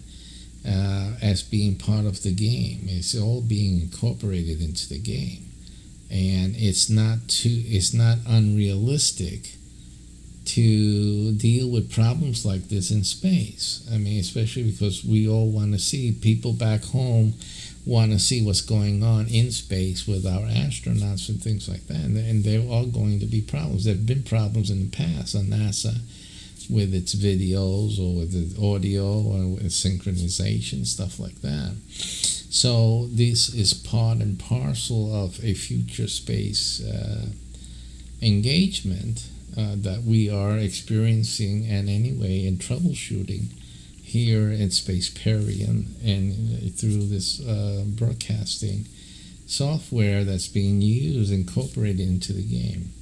It's interesting that it happens because we're using different software to make this game real, at least until the video game comes out, that we have all of that incorporated into a single, at least perceivable single entity of software that SPACEPERIUM, the video game, will be. But right now, SPACEPERIUM utilizes third-party software plus our own, because we do have our own software with this game. But we're using as much as possible, leveraging open source software and third-party software, basically, generally, to develop, to start developing and start playing the game as soon as possible, not wait till we have our own development, but we use what's available and what's licensable. For example, SPACEPERIUM uses images generated by Space Engine. And so the Space Engine license allows us to use the imagery generated by Space Engine in this game. I mean, we give them the credit. We're saying it now. It's on the credits of the video. We show the Space Engine title, etc. when we do use it. But the licenses that allow us we'll be using licenses of third-party software that allow us actually to show it through while we're playing a game. I mean, it's broadcasting. We're broadcasting the game, so it's just like anyone else broadcasting, COD or whatever game they're showing it. They have a license to show their gameplay, so that's the same license we use in our gameplay of SPACEPERIUM. But of course, when we have our video game, then of course we will have either the license for that from, let's say, SPACEPERIUM. If we use the Space Engine, did I say SPACEPERIUM? I mean Space Engine will have their license for our use, commercial use, if that is required of them, according to their license. When that SPACEPERIUM video game comes out, if we have not generated our own space-generated imagery and stuff like that, that'll be done then. But as the SPACEPERIUM experience is now as a LARP and as a Twitch and YouTube and other streaming platform display of gameplay, it is definitely licensed. We have the right given to us expressly by these software companies to display their game in whichever way we use their game. And so this is at least one form of using the game. And so that's why we use it. So it's perfectly all right. It's allowable and it's licensed that way. So we may take advantage of that. And so let me make another note here. Let's see something else here. Okay. So really the CPUs have been unaffected by the change, the correction for the synchronicity. So it means that it wasn't a CPU thing, because you would think. The CPU difference is the recording itself. It was just doing what it's supposed to do. What it was set to do was to enable a buffering. And because it was recording, the buffering obviously became more enhanced to accommodate the recording. But you see, for the stream and for the recording was unnecessary. So those little settings there in OBS, you have to check them, especially if you're using more than one OBS instance, because you will make a difference, because you'll see it. And even though the viewers may not notice it, I'm sure you guys were noticing. I'm sure you guys were noticing a lag in between the audio and the video. And I'm going to check the video after this is done to prove it. And probably, I'm glad that hasn't affected much of our Sunday teachings or Shabbat teachings, because that would really be sucked. That would mean that, like, for months I've been having synchronicity issues and no one has told me about it. They've told me about audio issues that I've had, which wasn't synchronicity, but were volume But it would really be bad that we had a synchronicity issue and no one had informed me about it, which I doubt, because I didn't notice that problem until really when I'm doing SPACEPERIUM and other programs that I do. But I can safely say and clear and truthfully say that SPACEPERIUM has resolved the issue for all of it.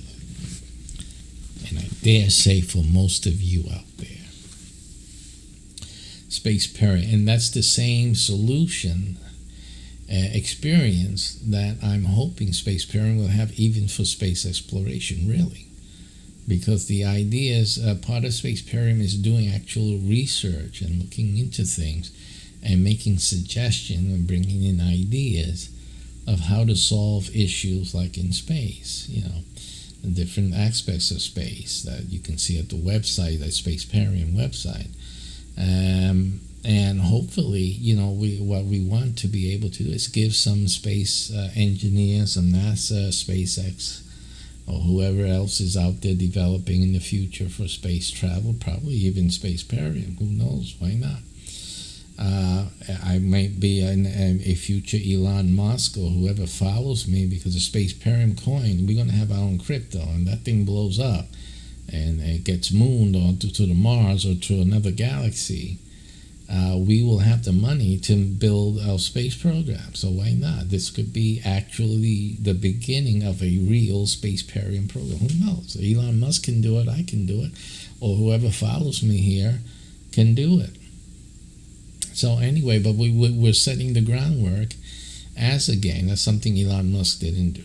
I'm doing something Elon Musk did not think about, right? And that was getting things ready as a game first, and developing, and then bringing those ideas out into a real research project and an active project, a space program like he's doing with SpaceX now. I don't know, they're doing their R&D and their testing and stuff like that, and they got their ideas. I'm sure Elon Musk has his ideas and whatnot. Let me just fix up here on this back cushion I have here. I'm not digging up my rear end, don't worry about it. Some guys out there getting excited. Calm down. Sit down there, calm down. It's just I got a back cushion there just to fit into that part, right there. You know which part? Not that part. This part, right above the buttocks, to support the back. And so I'm doing a little different. But what a story, huh? What a story in the future that this whole SPACEPERIUM, and the first real viable intergalactical ship, started out as a game. Come on, make it happen. It's our prayer here. I'm also the Imperial Majesty, is also the religious leader. The ones who follow me may not be religious leaders. I may be the first and only religious Imperial Majesty for the SPACEPERIUM. But at least this guy, he's praying, boy. I'm going to pray, amen, and have God just do his thing. It would be just a wonderful and glorious thing for the glory of God and the proof, the evidence that God is real, guys. God is real. He exists. Okay? Amen. I'm putting it out there. I know God's saying, don't do this, Gilbert. Why are you doing this? I said, because, people need to know. He knows why. Because when I was 8, okay, he proved himself to me, all right? So I want to return the favor for all the world. Historically, and right now I'm going to say it on this video. You guys grab this video, record it, take a snapshot, take a recording right now, screenshot, record this thing, get your VLCs to record it. Because this is the proof in the pudding that SPACEPERIUM in the future will develop a intergalactic ship with the capabilities to fly between galaxies. And it originated here, the SPACEPERIUM. That's a game.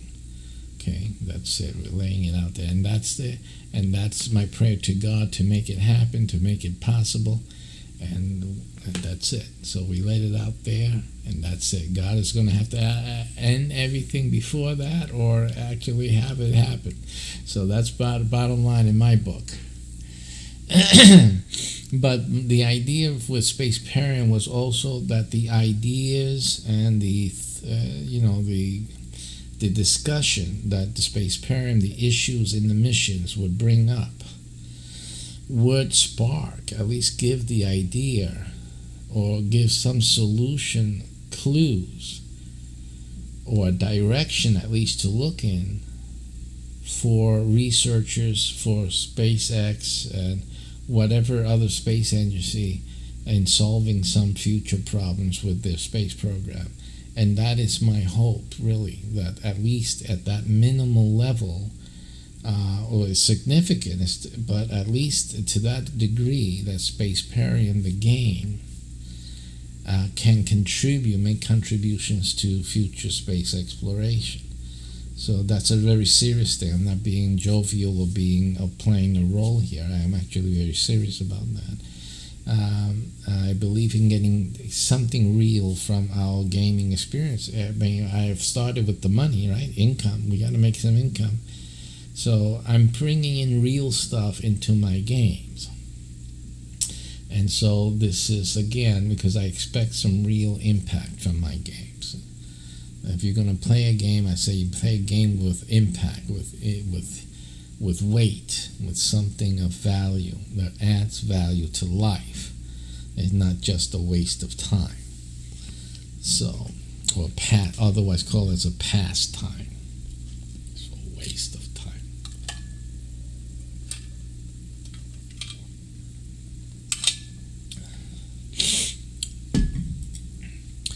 Okay. So we were giving you updates, so let's continue with that. Let's take a little intermission break just to show the intermission screen again, give everyone the URL to get involved with SPACEPERIUM as a business owner. And I'll be right back and we'll continue our updates. We got a lot to talk about, so I'm going to give you general updates on every little aspect. We were talking about the handhelds. We'll continue there in a second.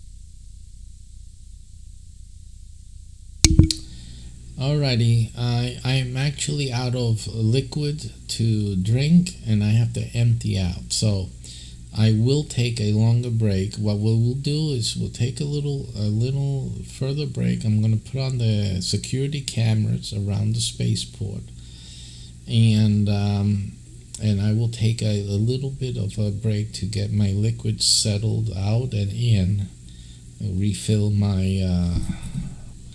space mug here, and then we'll continue with our discussion. I've ended the recording in particular, but the broadcast will continue. Okay, so we'll do that. Give me a little break because I need to take a water break, both in and out, just to give you a little more detail, make it a little saucy for those guys out there. They like the little graphical, imagery to get through your Friday nights. I'm sorry, this is Saturday night. Sorry about that.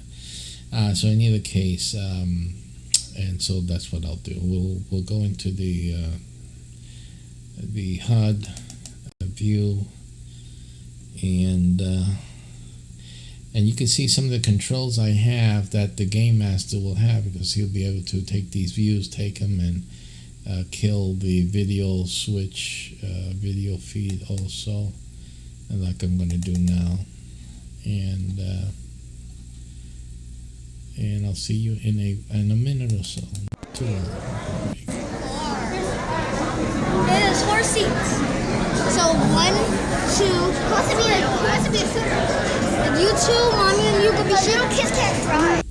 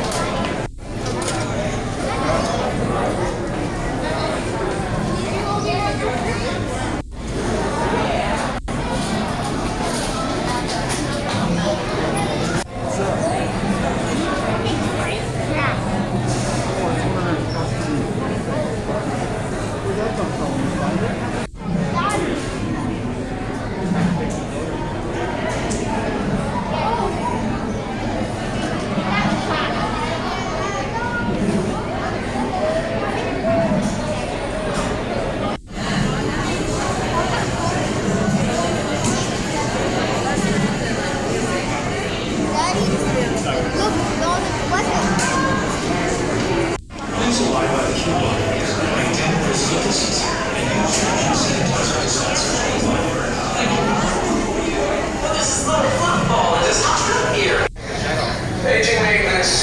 Maintenance to hangar bay 4.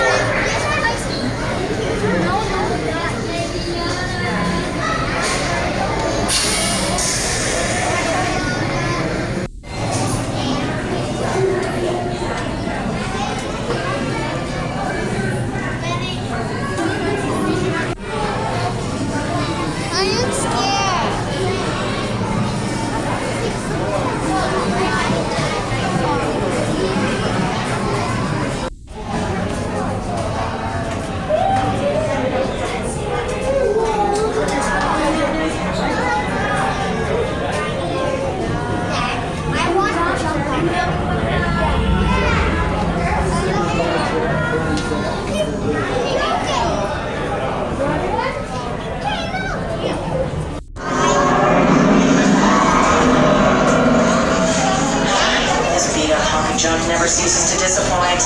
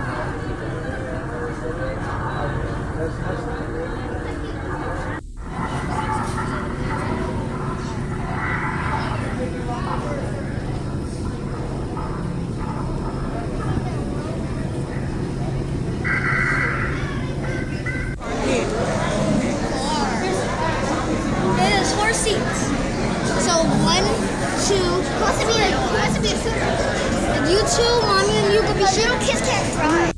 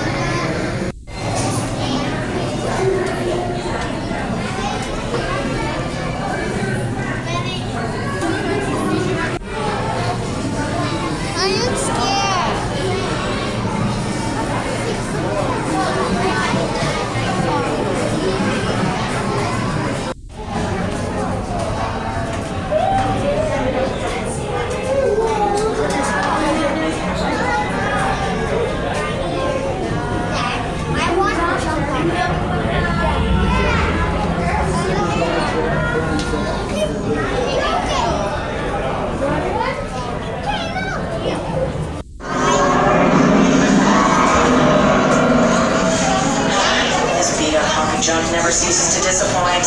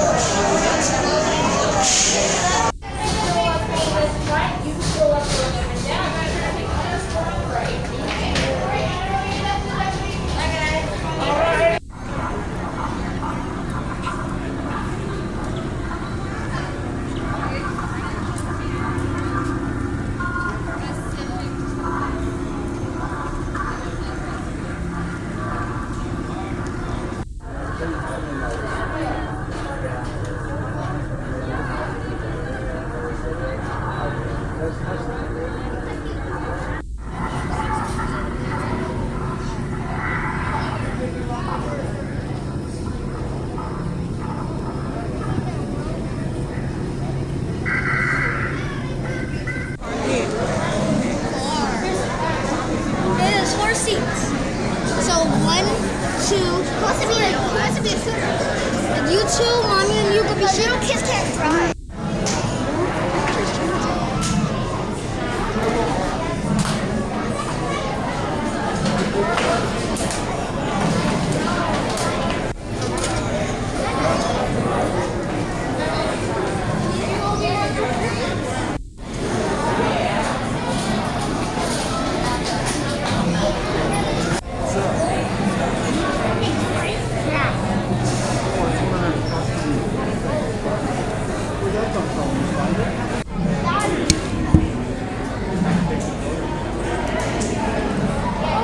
How you guys doing?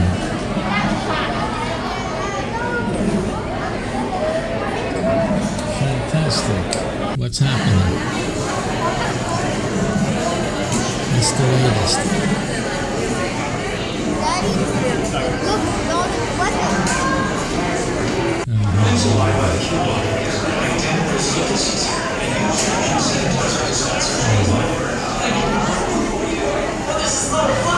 I'm broadcasting right now. I'm in the middle of a broadcast. Maintenance at Hangar Bay 4. The game developments that I have. I'm just wondering if you guys want to get on there and say something.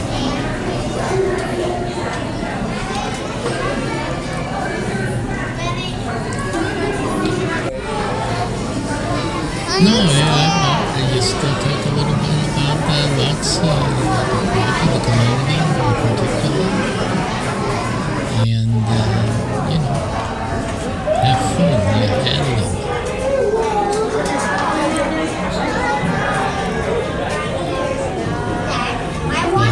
That's a good question. So for me, it'd be like a first time bringing in live someone else. So you can either do voice, obviously, like I set up for that. This beat up talking junk never ceases to disappoint. If you want to get on screen, you can probably do a Zoom.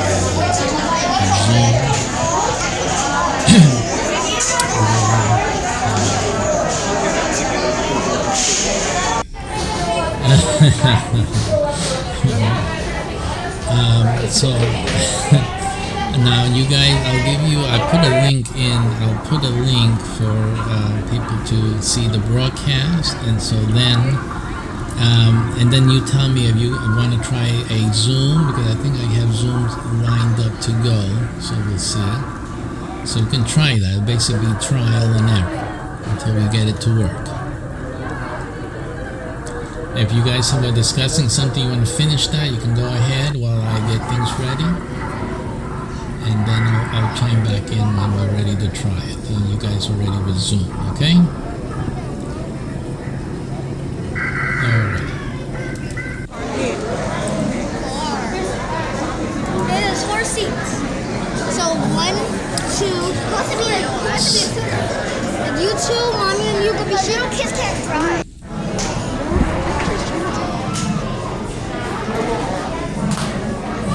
So if you guys were listening, we're going to have some special guests in a moment here. I'm going to try to set this up. It'll be the first time for SPACEPERIUM.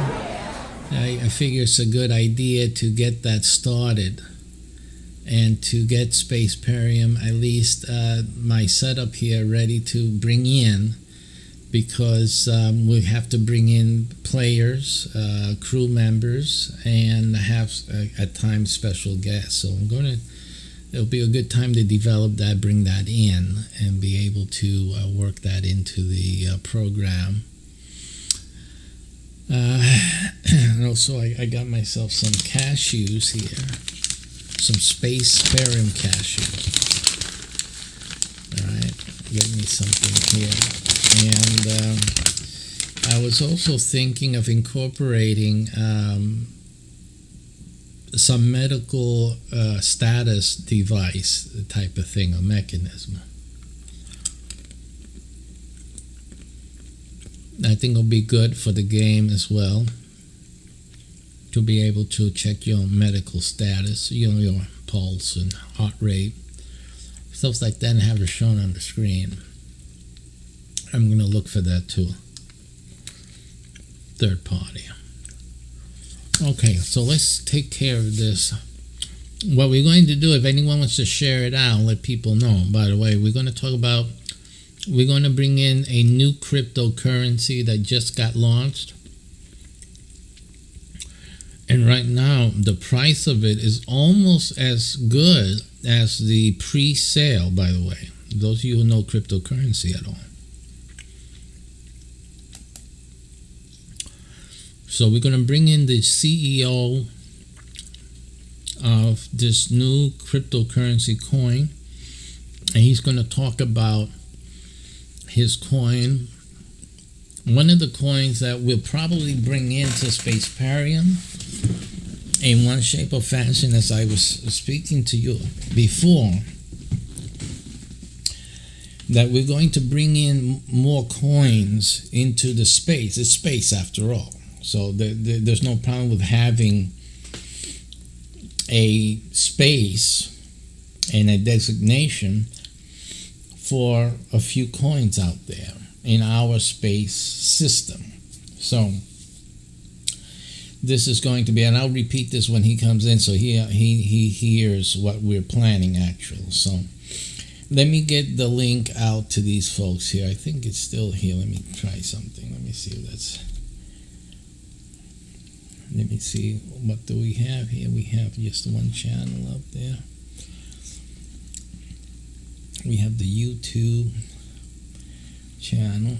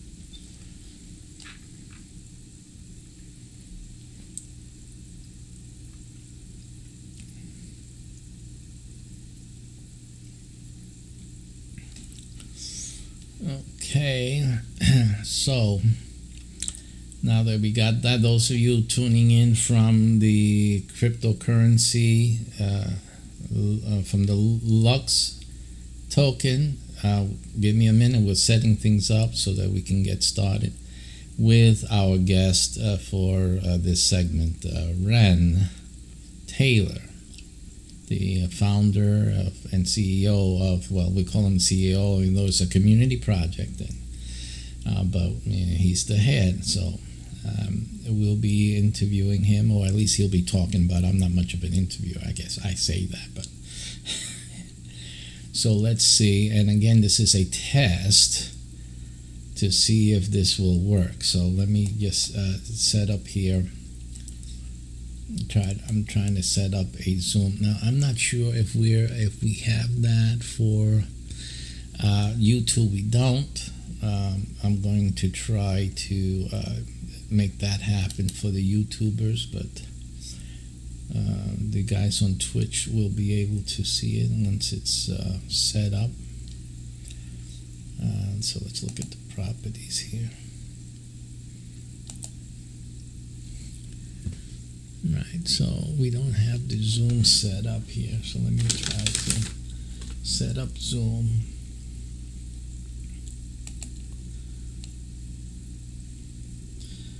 Now Zoom will have Zoom will have a limitation. So what I'm going to do it by Jitsi, not Zoom, because Jitsi I know won't cut me off. Zoom will. So let me do that. Let me be a little smart about this. And let me actually do this with Jitsi, which is I believe, the originator. The source code for Zoom. It's my opinion. I believe that Zoom got their code from Jitsi. Okay, Jitsi got lost in the fray, in the forgotten world, but I think Jitsi is the original. So let me give this.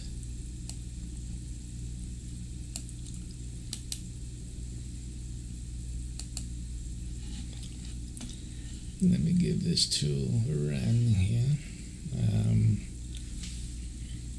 I'm going to give you a link, Ren, a direct message on the.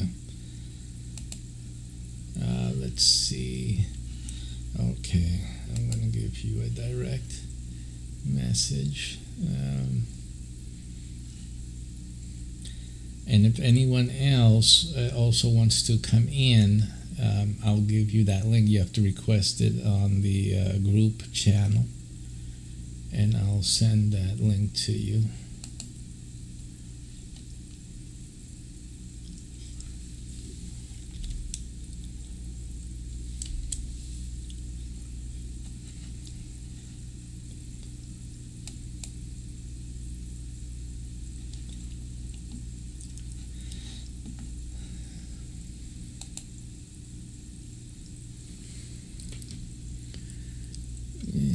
This one will be, let me close this out and try this again.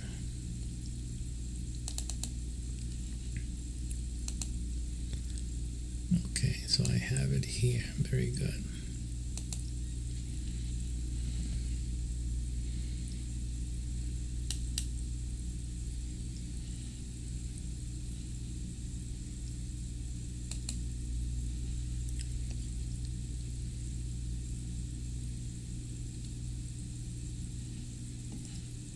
Oh, wait a minute. Yeah, let me fix that again. Let me just fit the screen.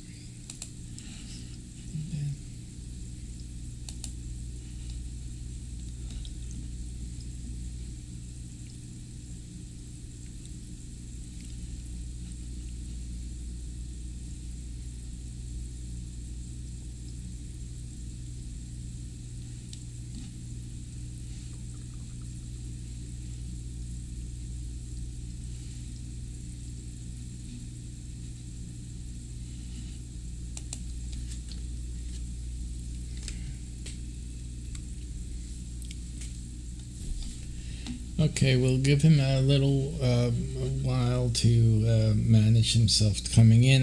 Ren, if you hear me, you're out there. I sent you a link in the Telegram group to log into a Meet Jitsi. Use that so that we can bring you into the program. That's how you get in. Also, anyone else in the group that wants to participate, just consider it like a coffee get together.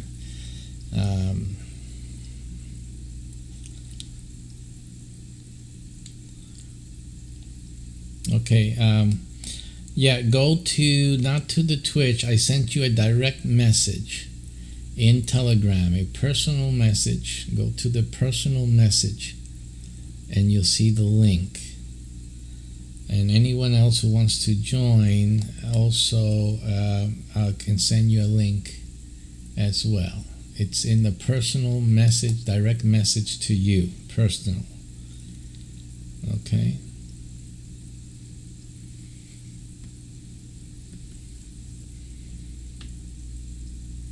It's a private message. I think you call it PM, or it's a DM, a direct message to you in the Telegram group. So look for your messages, not the listing, not the feed in the group, but your direct messages.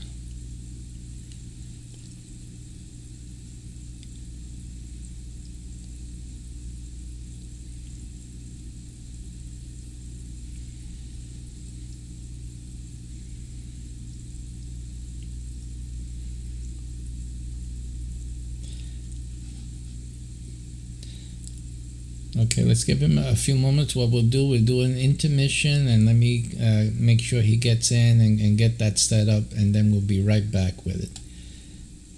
Okay, and we'll do that.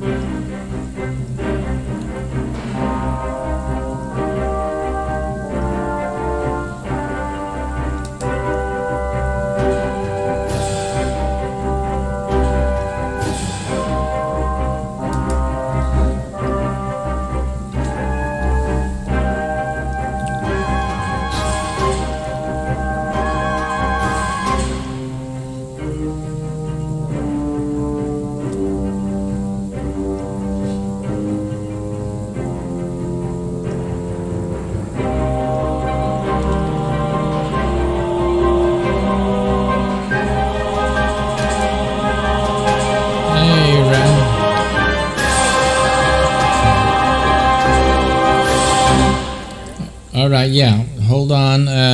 Let's see. I have to set up all the audio first. Okay, what do we have? We have my audio here. Okay, and then I have to set up for your voice to be received as desktop. Then it would be. Okay, can you talk, say something? Yeah. Okay, good. So it's coming out. That's what I wanted to get. All right.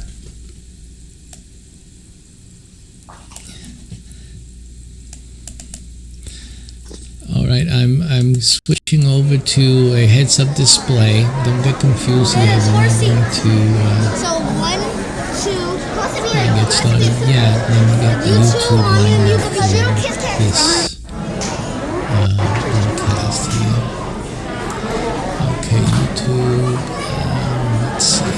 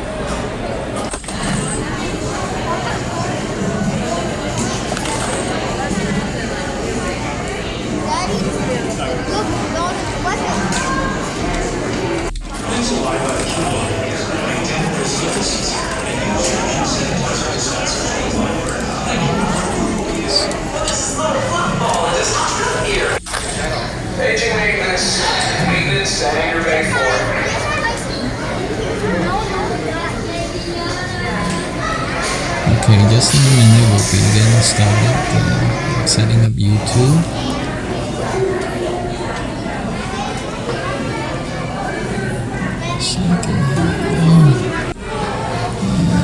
I am scared.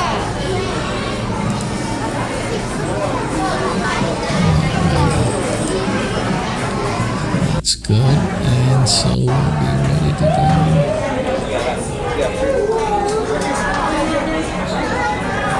So, are you ready? We got a few. It's not a big thing yet. And we're over, how many? Like 5 different platforms, so I really can't tell how many are. Yeah. Never ceases to disappoint.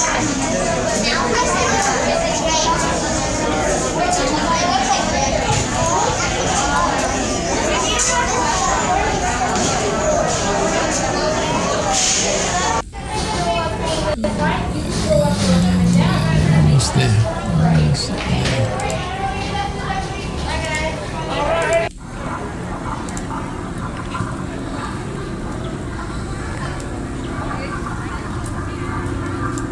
Okay.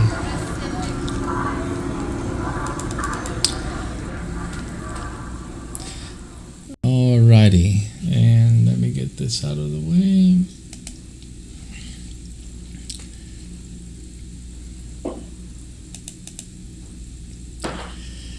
Okay, one more little thing we'll add here is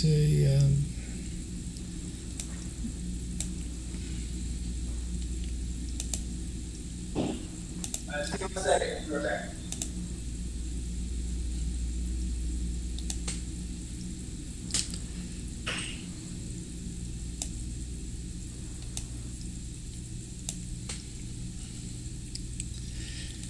Okay, ladies and gentlemen, let me get this recording started. We'll also be recording this. Okay, in this segment, where we were discussing before the intermission and before setting up this impromptu, this was not planned, it was an impromptu segment with the creator of the Lux token.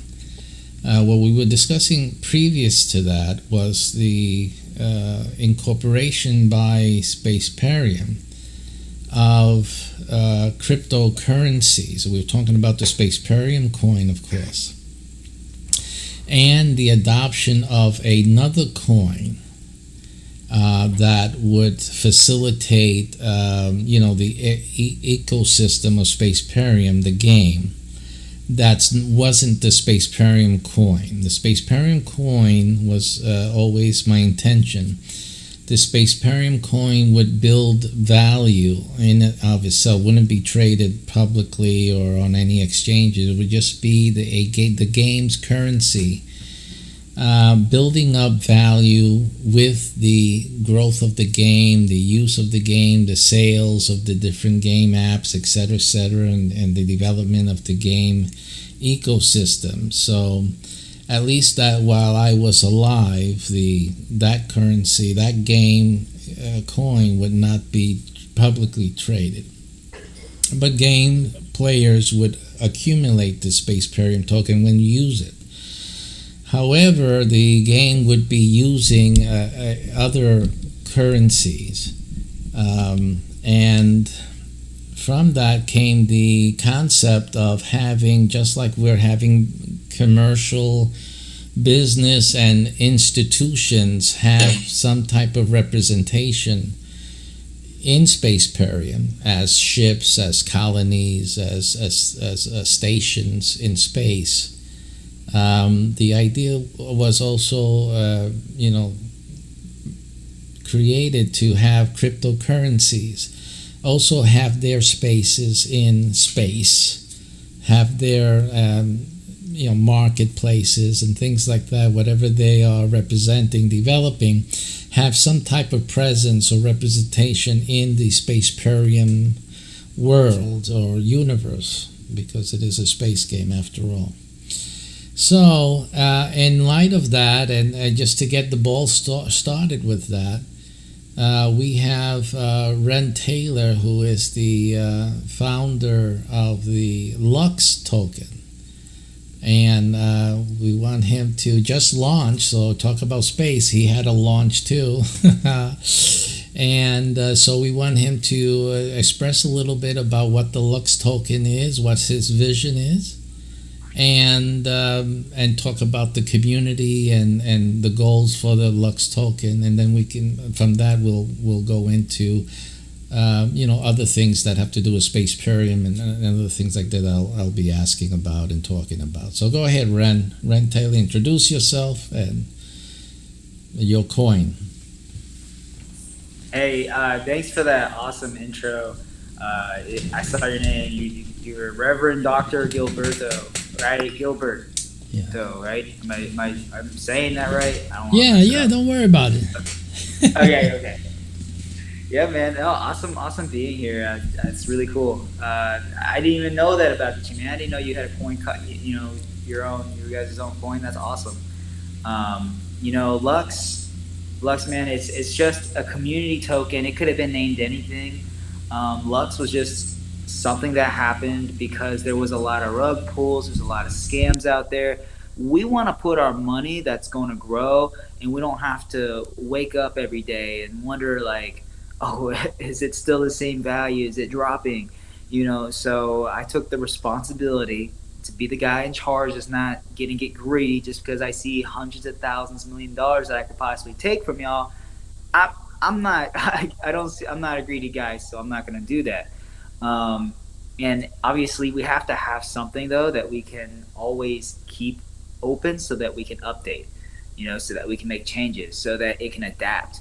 Not just a game that is played on a trend for a short amount of time and then there's someone left holding these worthless currencies, right? So this whole idea came about. It's like, how do we keep a token actually, worth something?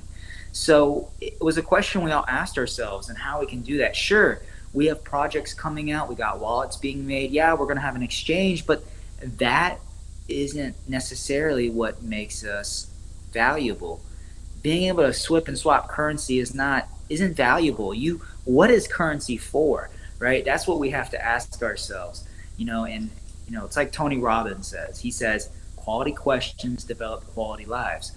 So, we have to ask ourselves the hard questions. Like, really, what's currency even for? And when it comes down to it, and I know some of you have this idea what it might be, but I want you to put that to the side for a second. But in reality, we need currency. People go to work so that they can pay their rent, so that they can pay for food, right? So we want it to survive, to live, to trade for things. At the end of the day, that's what currency is meant for. So to make this really a cryptocurrency, right, and not a crypto gambling addiction, right, not a crypto, hey, let's make some money for us while there are losers at this game, right? To make it more a reality for us, we need things. We need a supply. So we're working hard on actually providing things that have incentives for you guys to buy.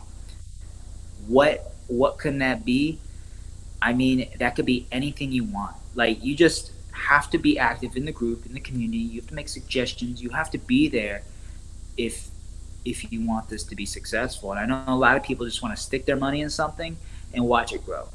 You can do that with Lux. We actually don't have taxes either, and that's the cool thing I meant to mention. But how many cryptocurrencies in the BSC side don't have taxes right now? Gilberto, like what do you think? Are there any out there that really don't have any? They all have some way of making money off of every little transaction. So exactly, and that's what's different with Lux. We don't have any taxes. Taxes create centralization. At the end of the day, you're putting somebody in power.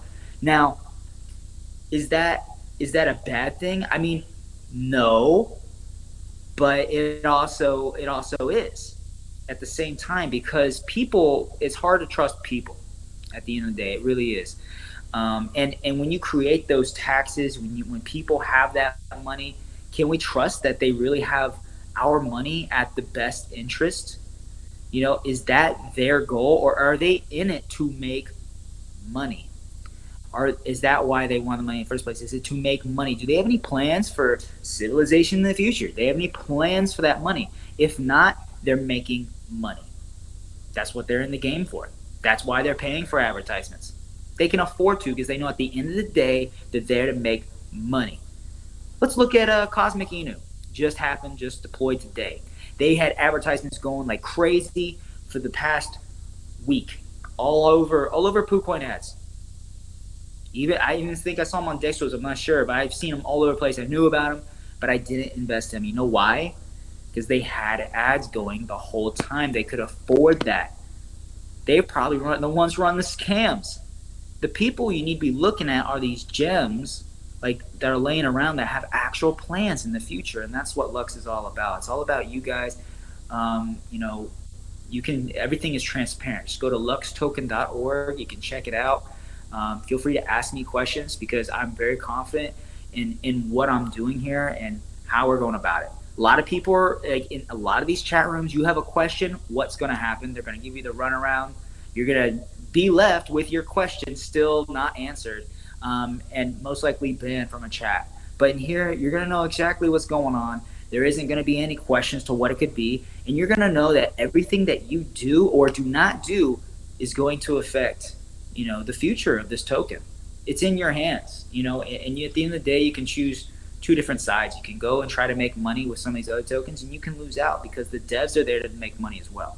Or you can be part of something that actually was the intention of cryptocurrency. Sending money to somebody simply. That's all it was about. It wasn't here to gamble. It's got turned into that, and it's sad. It really is. And I gotta admit, I get part of it too. I get the adrenaline rush. But we gotta come back to earth a little bit. And the future, right? We got to start thinking really about the future here. Do we really want a government governing over us and telling us, and deciding what happens next? So, I know we're ranting here. No, but it's good. You gave the background.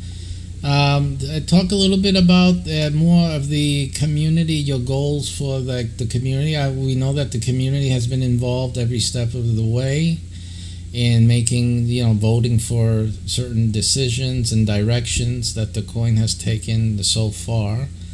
And so the community is totally involved in that, and I can attest to that because I'm in the community. So, take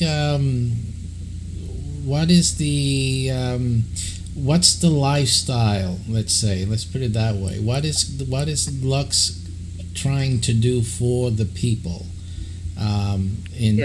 So go ahead and describe that vision. No, that's a great point. Really, the way I envisioned Lux as we were developing it in the beginning was it turned into really creating a better future for us as a people. And what does that really mean? I mean, if you think about that, we have so many people living unhappy lives, and a lot of people just aren't taking responsibility. They're not taking their life by the reins, and saying, what, this is my life. I control it. I'm not in a prisoner of any circumstance, right? They're in control of their own circumstances. They have to make their own choices, and that comes down to a lot of things, right? And your life is split into these many sectors. There's many sectors of life. You have your relationships around you, relationship with yourself, relationship with, maybe a higher spirit or higher power. I call it God.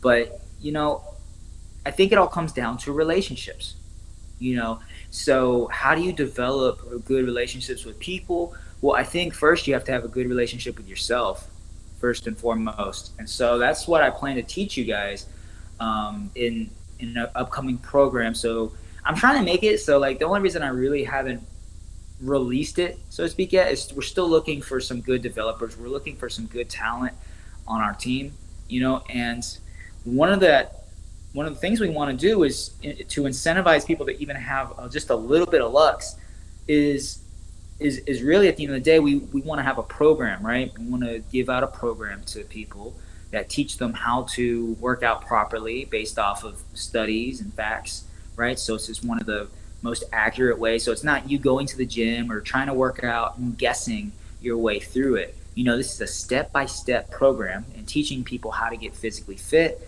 and also get a good mentality that would help them and direct them into just a good way of living, a happy way of living. So at the end of the day, if they lost every physical thing that they have, and in their gambling or whatever it is, at least they aren't broken, right? At least they can come back and look at life, go outside, and enjoy, being who they are. And I think that's a question that a lot of people don't ask, right? They ask, what they want, right? Everyone wants the Lambo, they want the house, they want this. They're so worried about being seen in some things that look cool, other than like looking in the mirror and realizing that they're in their own cool thing 24/7, their own physical body, right? That older billionaires would give up all their money to just have their youth, to have their ability to live for those few extra years more. It's mind blowing, the perceptions that we have, and I just want to change people's, perception, so to speak, on reality, and a little bit positivity on themselves. In the future, after I release the physical fitness program, I want to teach people how to become financially free, right? Because I think obviously a mentality, without money is first needed before you really focus on a mentality with money. Because with that self-love, with that open, positive mentality about yourself and your future and who you are, everything else will come. You just have to trust me on that. Everything else will come. I know it, and if you don't know that yet, then you just have to trust me on that, right? I mean, it makes sense because you are have you heard of the law of attraction, right? It happens when you first develop that attraction for yourself, who you see in the mirror every day. You're not asking yourself, man, I should go to the gym more, or hey, I should be eating healthier, right? You're already going to be doing that. You're going to be doing well for yourself. And with that's going to come with some self-confidence. You're going to come with standing up for who you are. So if anybody else tries to, put down anything you say, you're just. You know that you're living a righteous life. Hope that explains it. But with the community, I want them to have a strong mentality, and responsible way of thinking. But yeah. Fantastic. So what I like also is your focus on building up the community, building up people. That's what's a really interesting thing about your coin. Obviously, most people look at cryptocurrency just for the monetary aspect and making a quick buck, or the quickest buck possible. But the Lux coin had some interesting focus on building up people and helping really improve their lives. It's more than just a monetary issue, and that's one of the things that personally I attach with or connect with. Is not money is just a means to be helping others and to do things and leave legacy that will impact the world tomorrow, in a positive way. And it's not just to look at things in a selfish way. So that's one of the things that, at least at the Lux Token and under your leadership, your passion has shown and indicated. So that's great. So you have just had a launch, and so we're having people. I have put on, I don't know if you can see it, but we've put on the luxtoken.org URL on the screen, and also the website that you have at that URL, so that people can take a quick look at Lux. And really, it's a great, if you're looking at cryptocurrency, I mean, it's a great opportunity to get into something that you probably will develop into something that's really, really going to help a lot of people. And I know you were talking about the other day in the group, Ren is there practically 24/7, and talking about developing products that people want. What do community members want?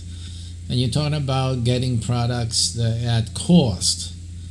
So bringing the ability to have some exclusive products, or at least branded products, and possibly in the future to create things that are exclusive to Lux for Lux holders to actually purchase at very low cost, obviously, and to have exclusively. So that sounds interesting. What is your thoughts on that? Anything else that you want to say on that?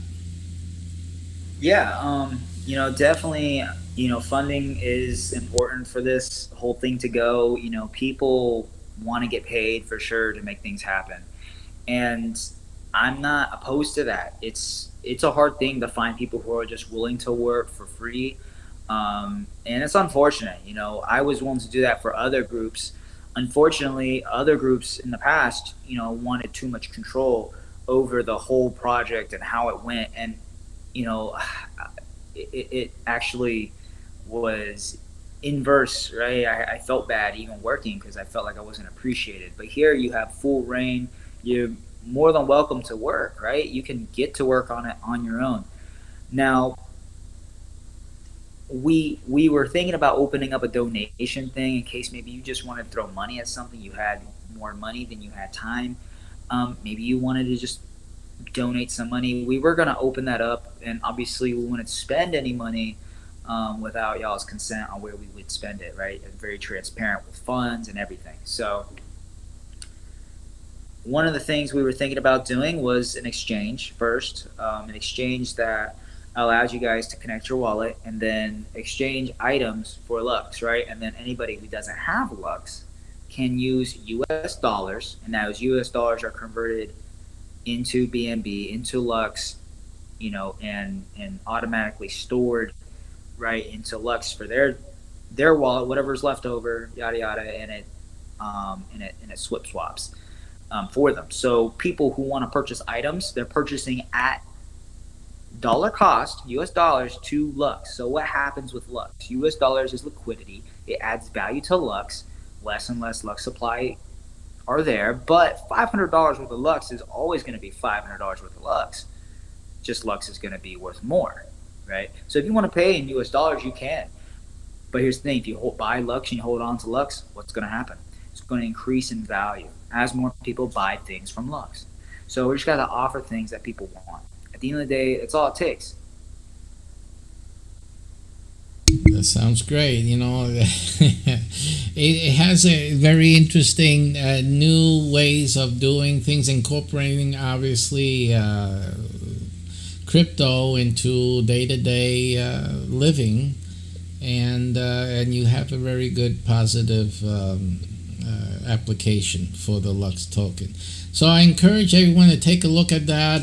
Just to explain, Ren doesn't know. He didn't know who I was.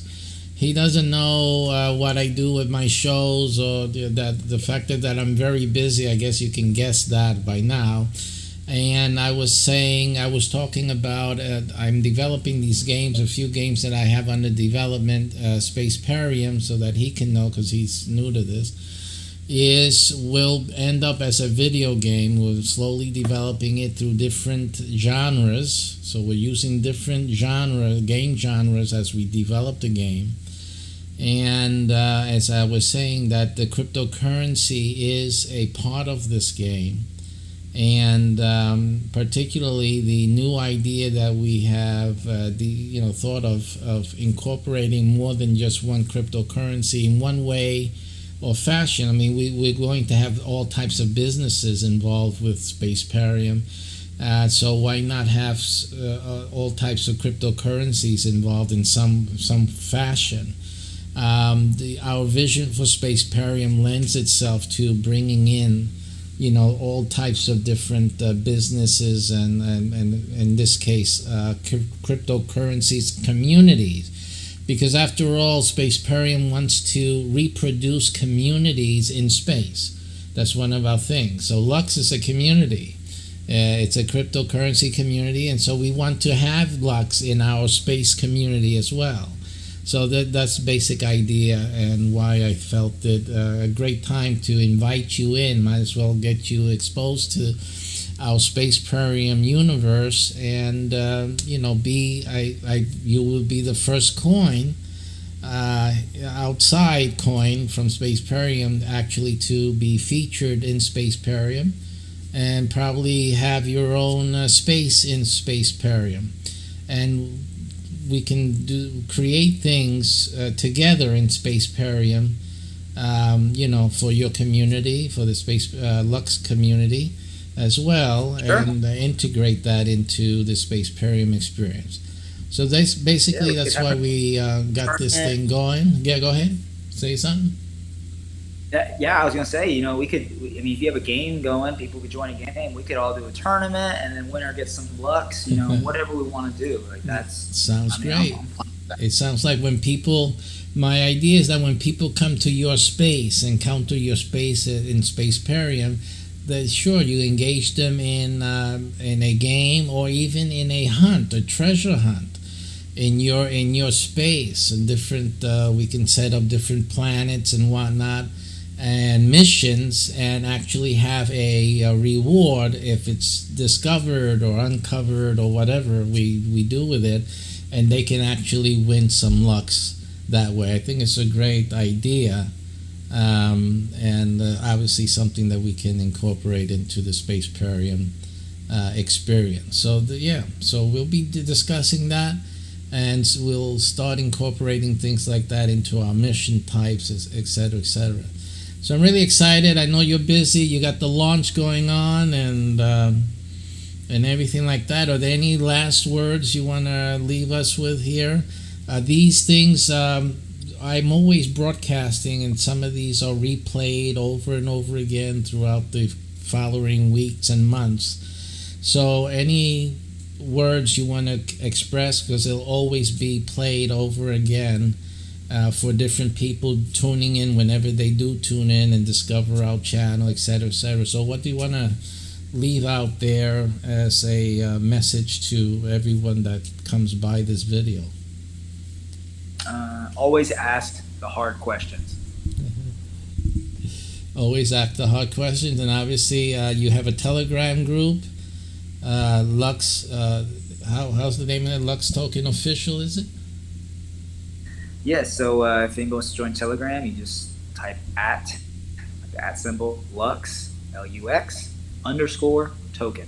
Lux _token. That's it. And obviously Ren is always there, available to answer questions and engage in community. There's a voice chat feature on Telegram, so all your questions are answered and whatnot. What he's not looking for are people wanting to come in and make quick money. That's what we're not looking for. You're looking for people who are going to be part of the community, people who are going to contribute, either in creating things for the community or in promoting the community, promoting the coin, right? So there's two things. If that's what you want to do, you want to be part of something and help a cryptocurrency grow and do something meaningful, then Lux is the place to go to and bring this thing. This is a little baby.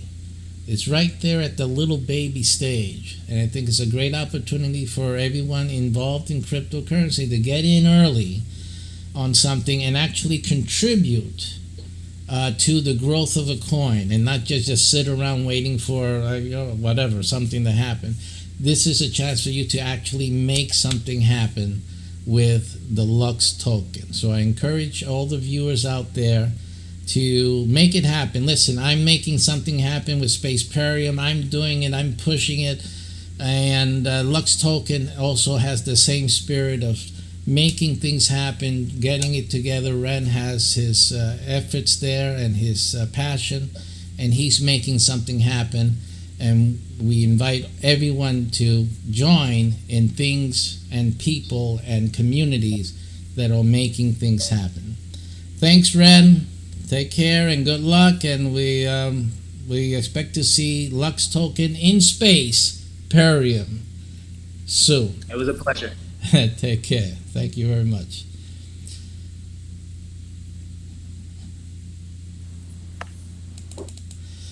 Okay, ladies and gentlemen, as we continue, we'll be taking an intermission, and then we'll be There's 4 seats. getting back to So 1, 2, possibly a If you two, mommy and you could be little kids can't cry. in and join us on SPACEPERIUM.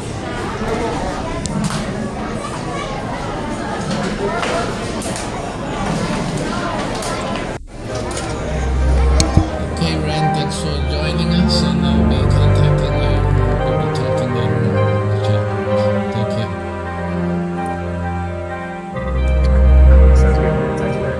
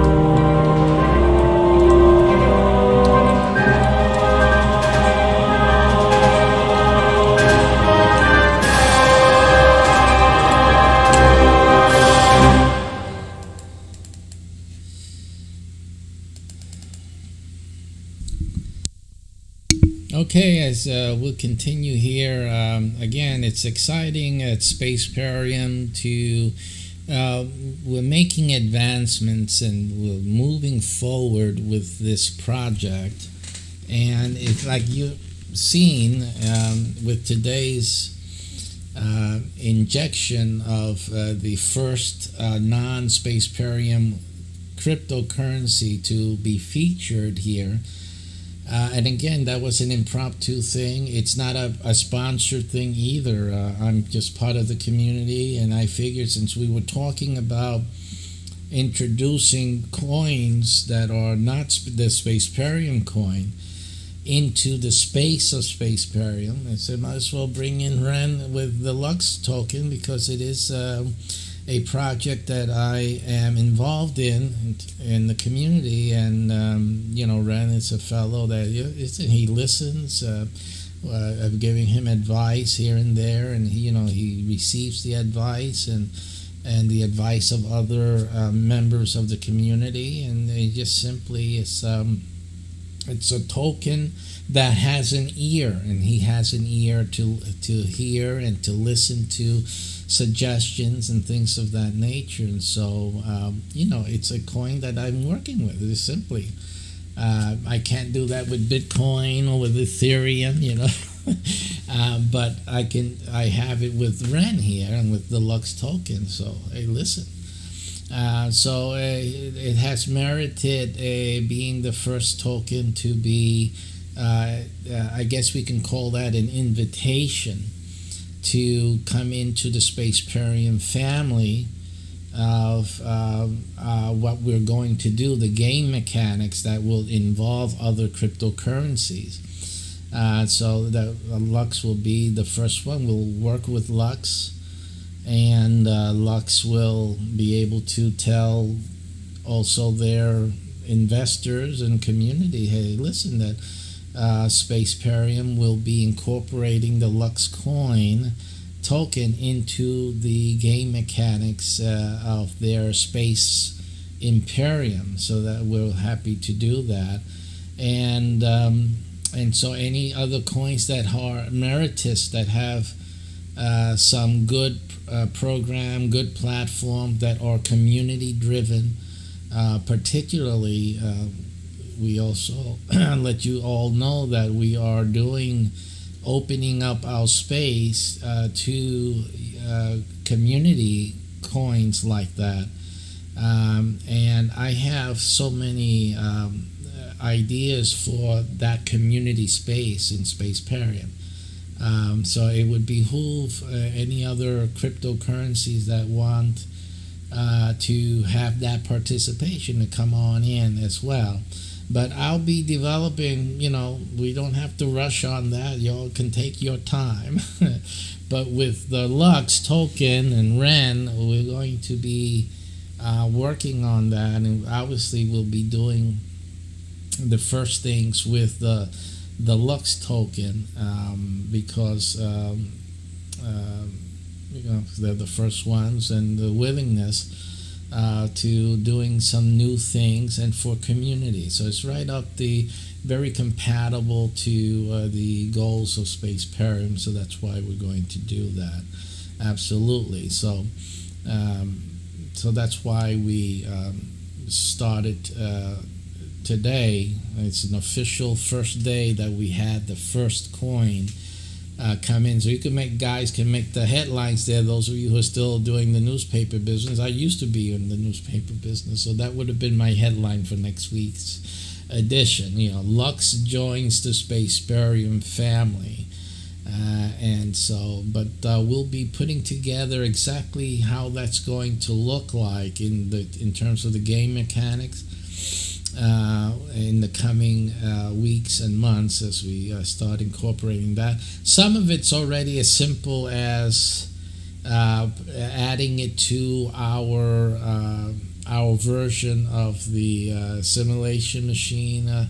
What do we call that again? We have a name for it. It escapes me now what it is, but we have prepared that software. The simulator, is it a simulator? The replicator, I'm getting simulation here. The replicator with SPACEPERIUM has its own replicator. So the replicator is a tool, a piece of software actually, there that the crew members will be able to utilize basically as a replicator on Star Trek, where you would get your coffee or get a part for your machine or whatever. It would be used almost like a browser type of thing as well, and a marketplace. So it has the function of actually helping you to find what you're looking for, to browse for certain products, and then to order your products through this SPACEPERIUM replicator interface. So that's a piece of software we had started to work on and to develop about, what was it, a year ago?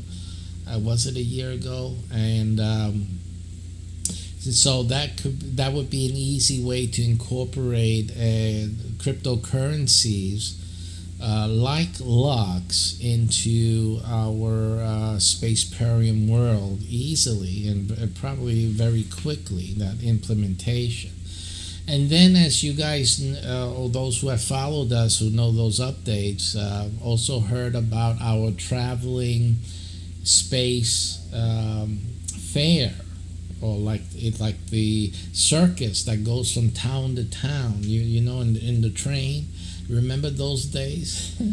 So, but in SPACEPERIUM, we also have that traveling train, if you will, of satellites, of ships that form a traveling fair, if you will. And it travels, as the games are begun all across the United States and the world, this traveling train will go visit city by city. They will go, and the players in that area of space, because the geographical cities represent areas in space as well. So as it travels through space, it will visit these players in these cities and regions, and they will engage this traveling fair, which would include businesses, presentations, giveaways, contests, games that like you would play at the country fair to win prizes. All of this experience will come through to the game players, and also that will be incorporated into the video game as well. I got the ideas. So the video game will also have these intermissionary, or part of the mission will have this time where the players will actually use and interact with the replicator, and do things, go play little contests and participate in any type of giveaways that may happen chance. Get free pizza. It can happen. I have the free pizza thing, the free meal type of thing I have running already in other games, actually. So that incorporating it into SPACEPERIUM is not a problem for me.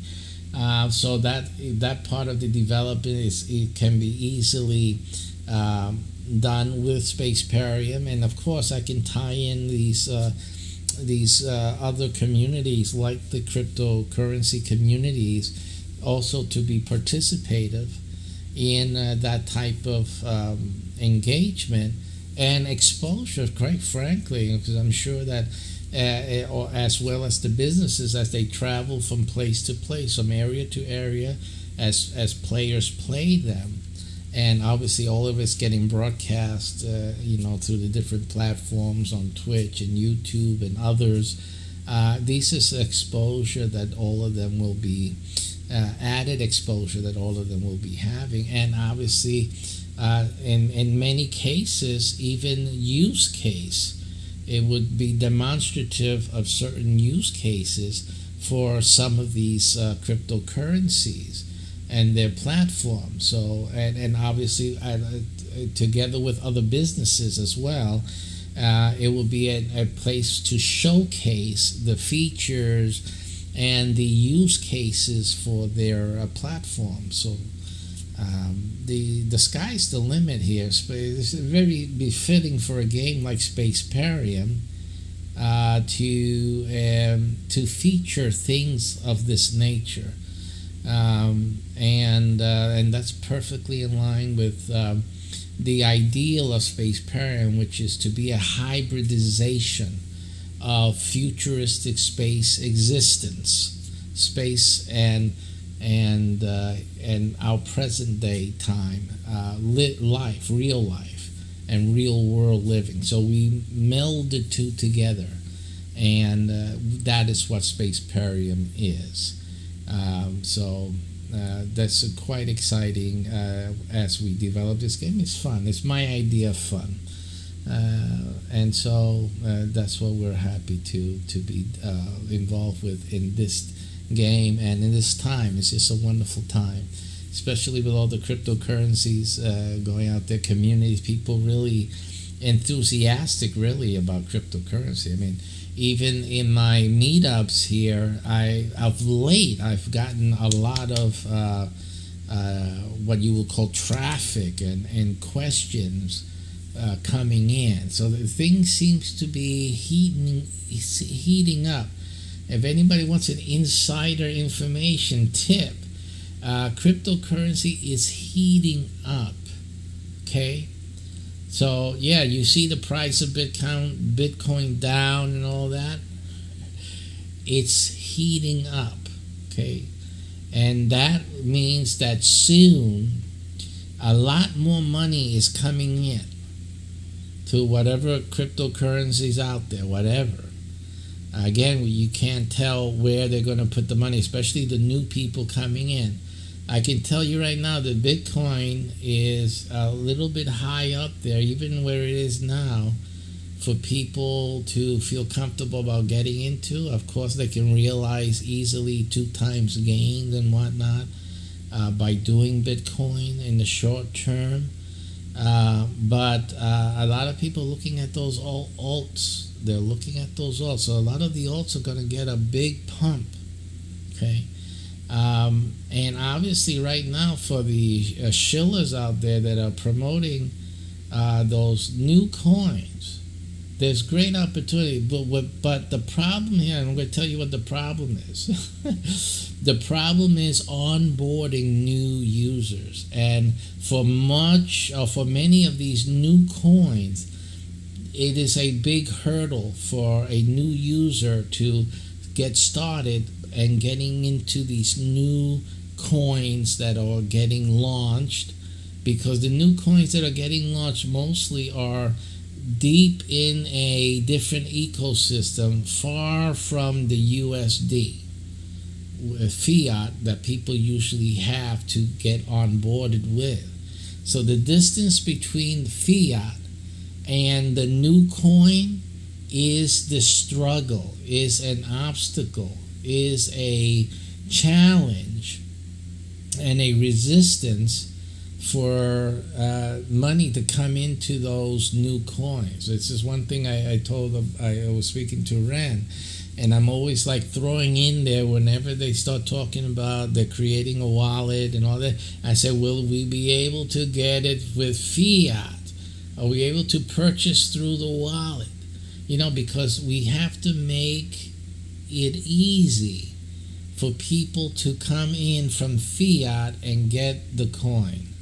That has to be done, because without that, especially the new coins are missing out on a lot of this new income, this new money coming in that I know is coming in, because I can see the little signs and the little indications that new money is coming into crypto right now as we speak. It's coming in. It's like a slow, a slow filtration of that new money. It's coming in, and even soon Bitcoin's going to feel it, because the price is going to hit. It's going to go up.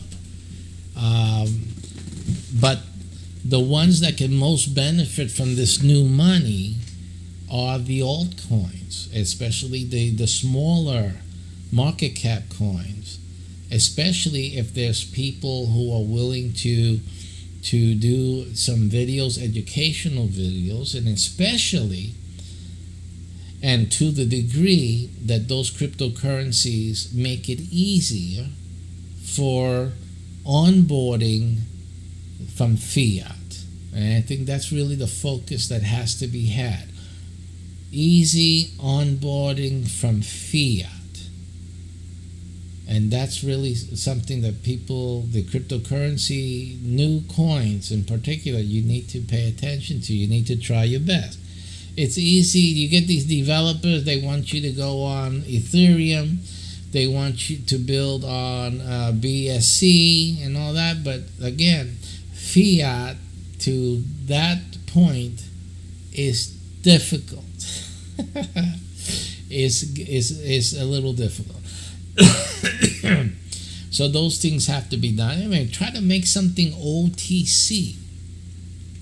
What is the problem with doing business the old way, even with cryptocurrency? That's a good question. I should have asked. I won't ask that with Ren, because Ren, he's a youngin.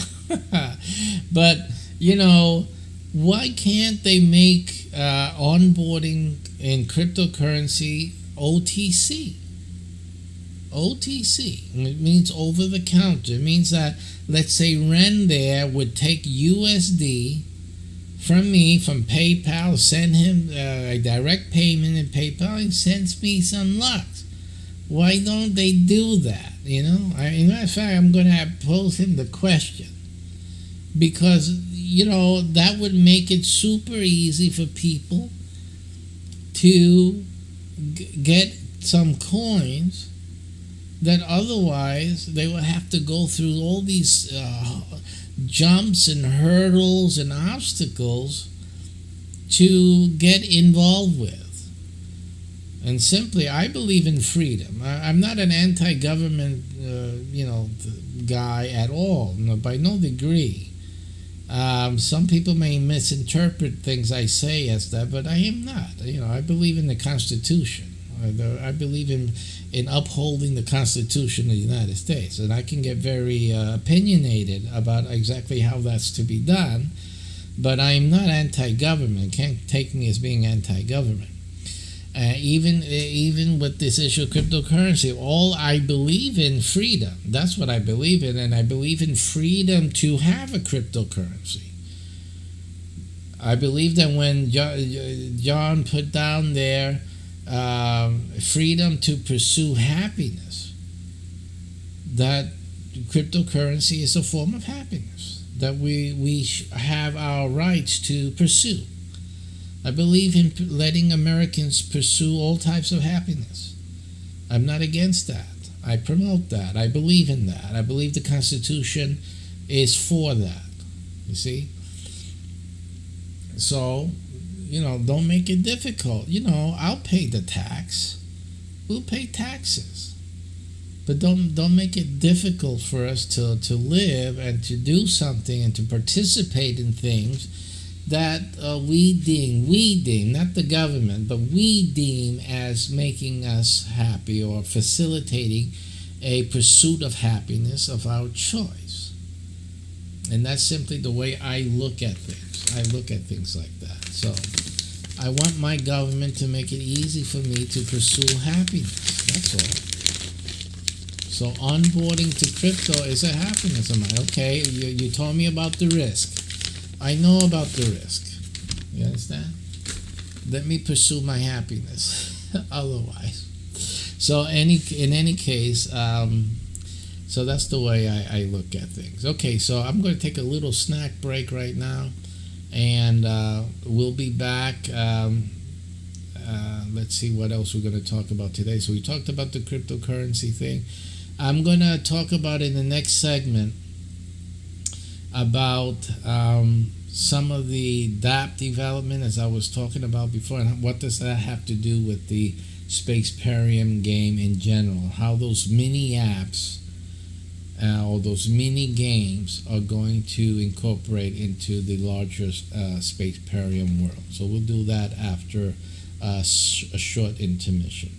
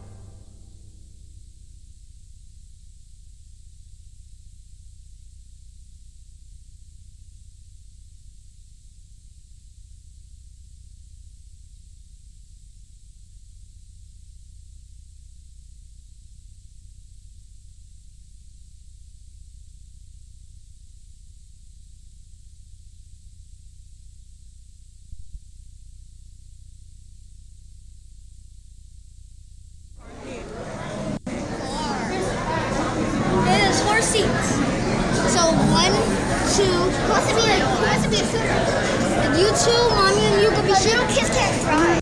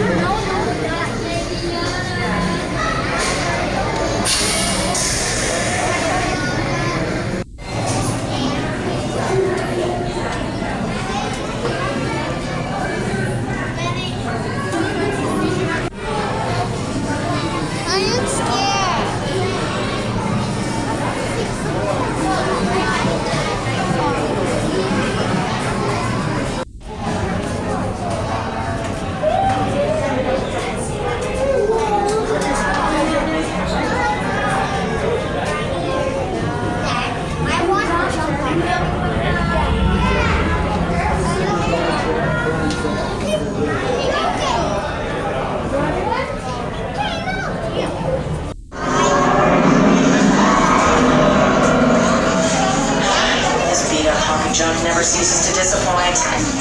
Now press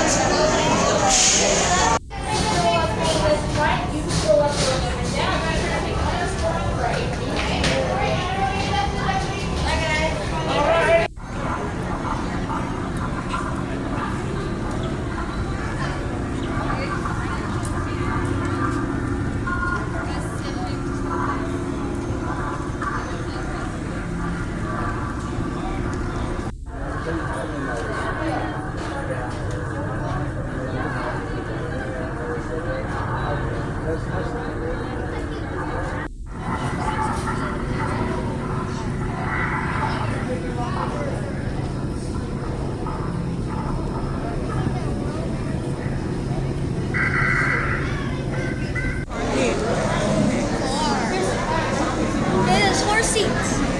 So 1, 2, possibly a third. And you two, mommy and you could be little kids can't cry.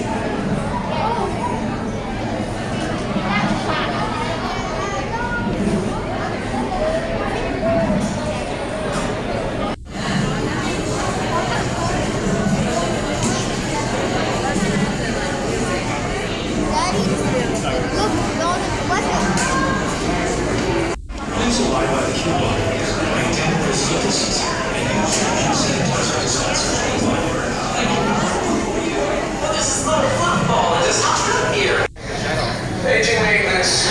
Maintenance to hangar bay 4.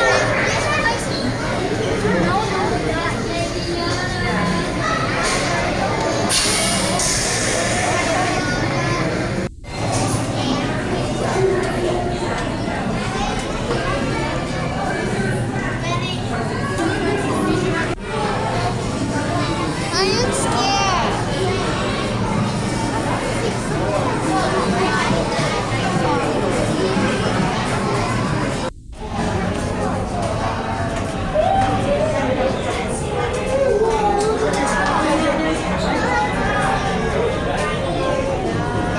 I want to jump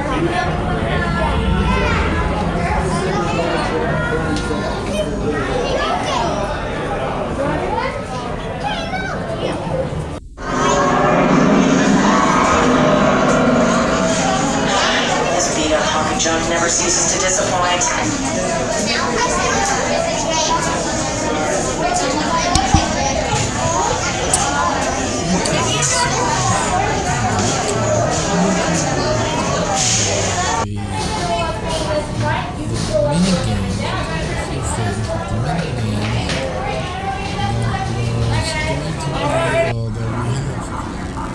in development for SPACEPERIUM. Let's go back to the main camera.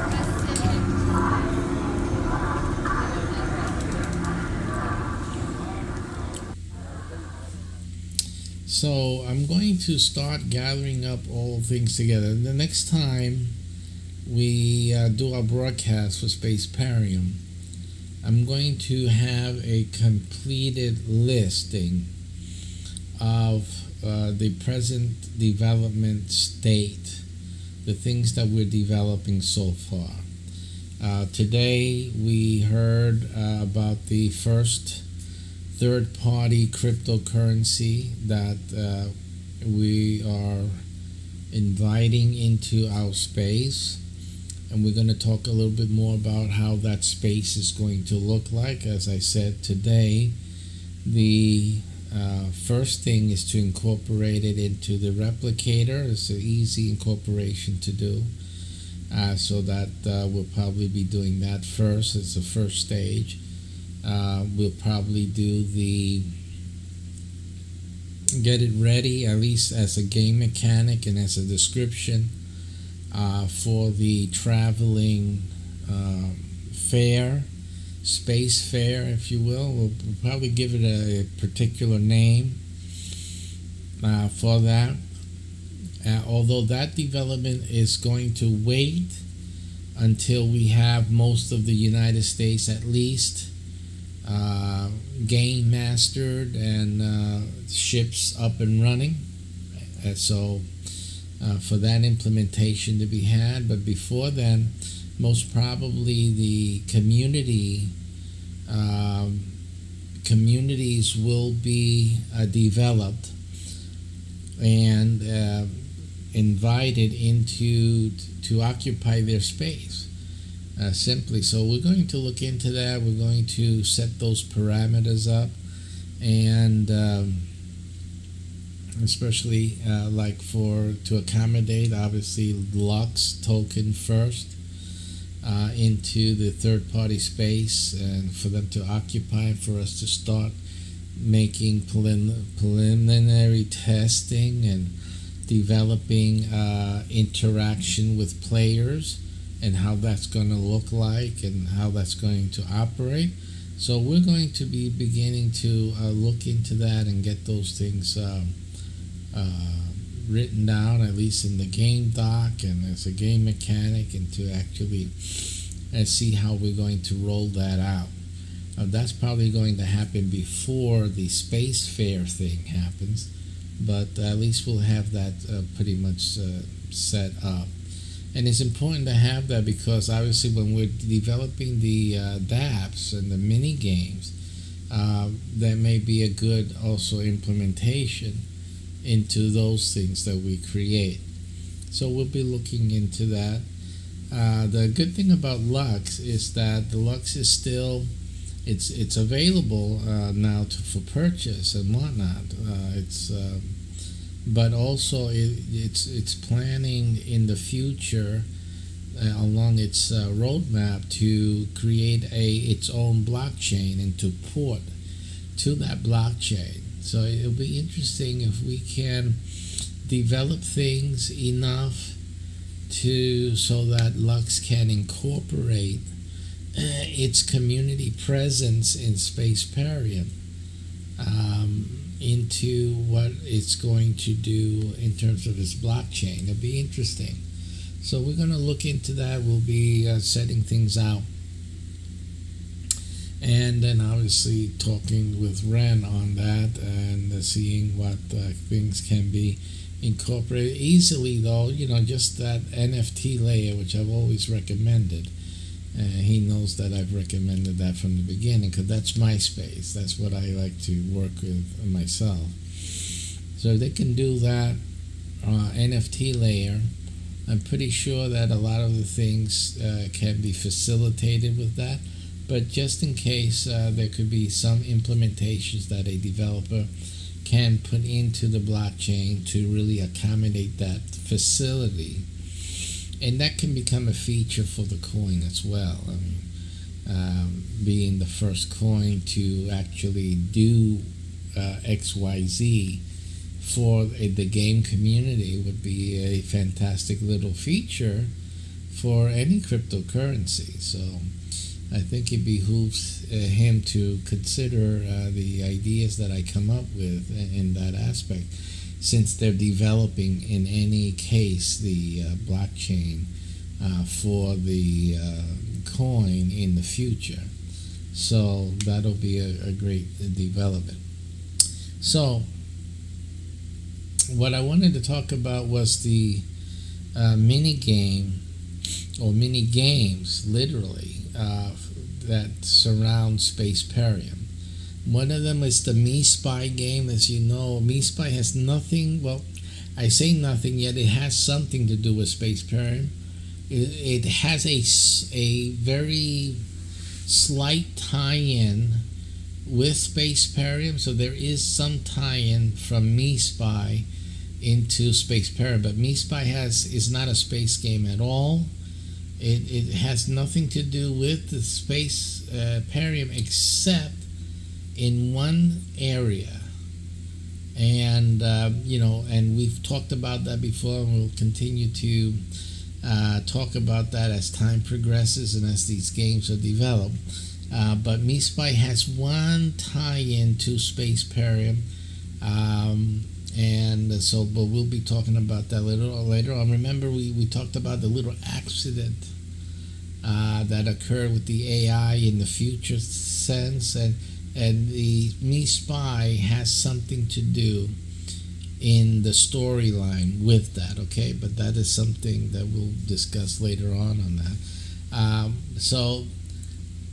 And obviously, the people who are going to play MeSpy are not otherwise have anything to do with SPACEPERIUM at all.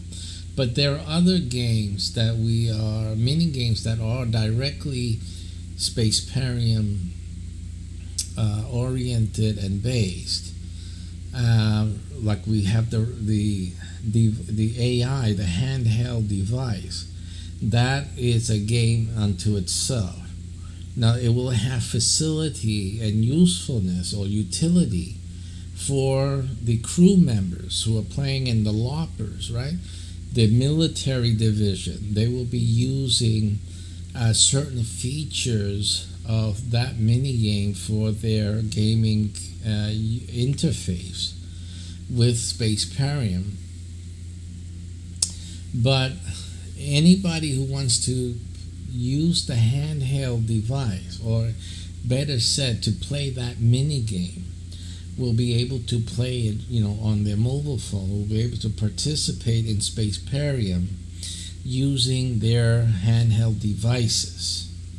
Okay, it's not the SPACEPERIUM game. They will not be playing what we play here, when we are actually playing the game, and that the 100 crew members will be playing. They will be not making any income. They might win some prizes. They may win some giveaways. They may get some giveaways. That can be, and most probably will be, part of the handheld game, or the handheld device AI mini game. And anyone would be able to play that. That is also will be geo-based, so the game will be specific for the area where the person is residing. That will always be that way for SPACEPERIUM. So that's one game. Now the other mini game that we were talking about at one time, I'm going to talk a little bit about it now, really has a lot to do with people who know how to develop graphical artwork. Okay, it is another way, if you were interested in NFT space at all, it's another way for you to create NFT type assets, right?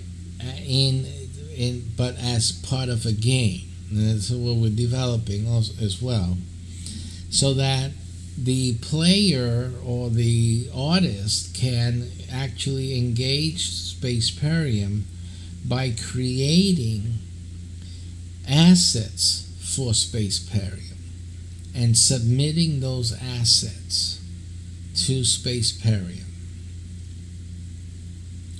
and for adoption. Now, when SPACEPERIUM adopts an asset from an artist, the SPACEPERIUM will turn it into an NFT, so that the artist will get compensated through sales in the SPACEPERIUM ecosystem and gaming mechanism from people purchasing the NFT in order to have the asset. In other words, the traditional game asset that's an NFT.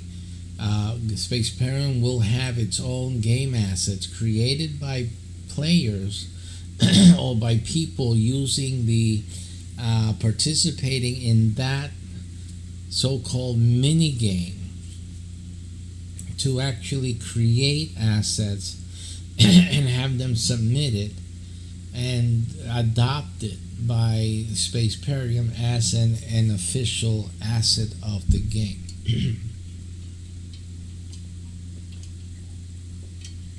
So basically, it's like having artists play a game, participate in the game, and submit some work product for the game to consider, to adopt. And once it adopts that game asset, then the artist will earn income from sales of that asset or from rentals. We have a different type of NFT income generation available through rental. I'm gonna have to take a break. But through renting the game asset. We've done this for the Family Wealth Token. We have the Rental Gold Token that's part of the Family Wealth Token program, and it is that so that players of games that are associated with the Family Wealth Token can rent gold for 30 days, and they can use that rented gold to play their games, to pay for things, or to use it as, because they'll need to have it as saying as if it was, if you have this gold you can do this. It doesn't mean that they have to pay it or give it up.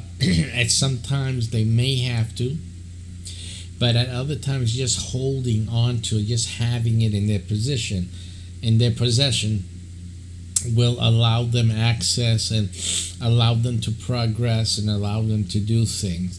So and that creates for the rental gold token owners income production from owning the rental gold token.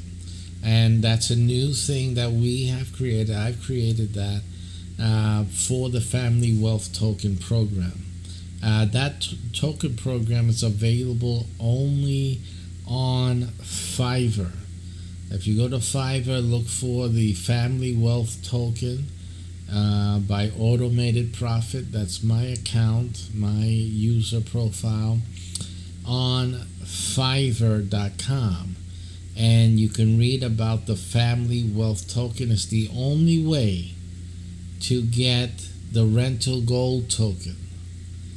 And the rental gold token will produce in the manner that I explained here. It's almost like having mining without mining, without having to burn electricity or do anything like that. You just simply rent the gold to game players, and the RGT, the rental gold token, will be incorporated in all of our games, and probably even SPACEPERIUM.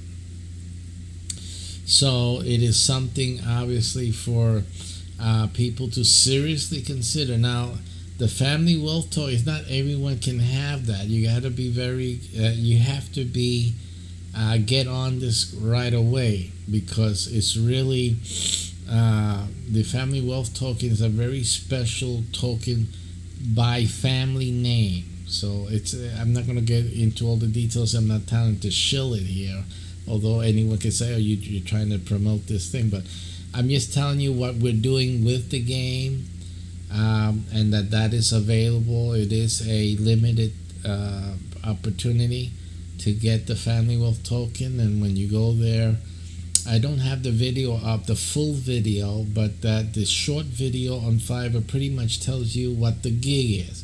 What the special and urgency is for you to get that token right away.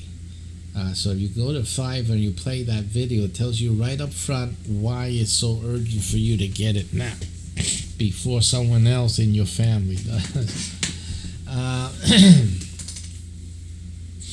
And so in any case, the RGT model that I call it is something that we that also can be incorporated even in the crypto space of SPACEPERIUM when we're dealing with third-party cryptocurrencies as well.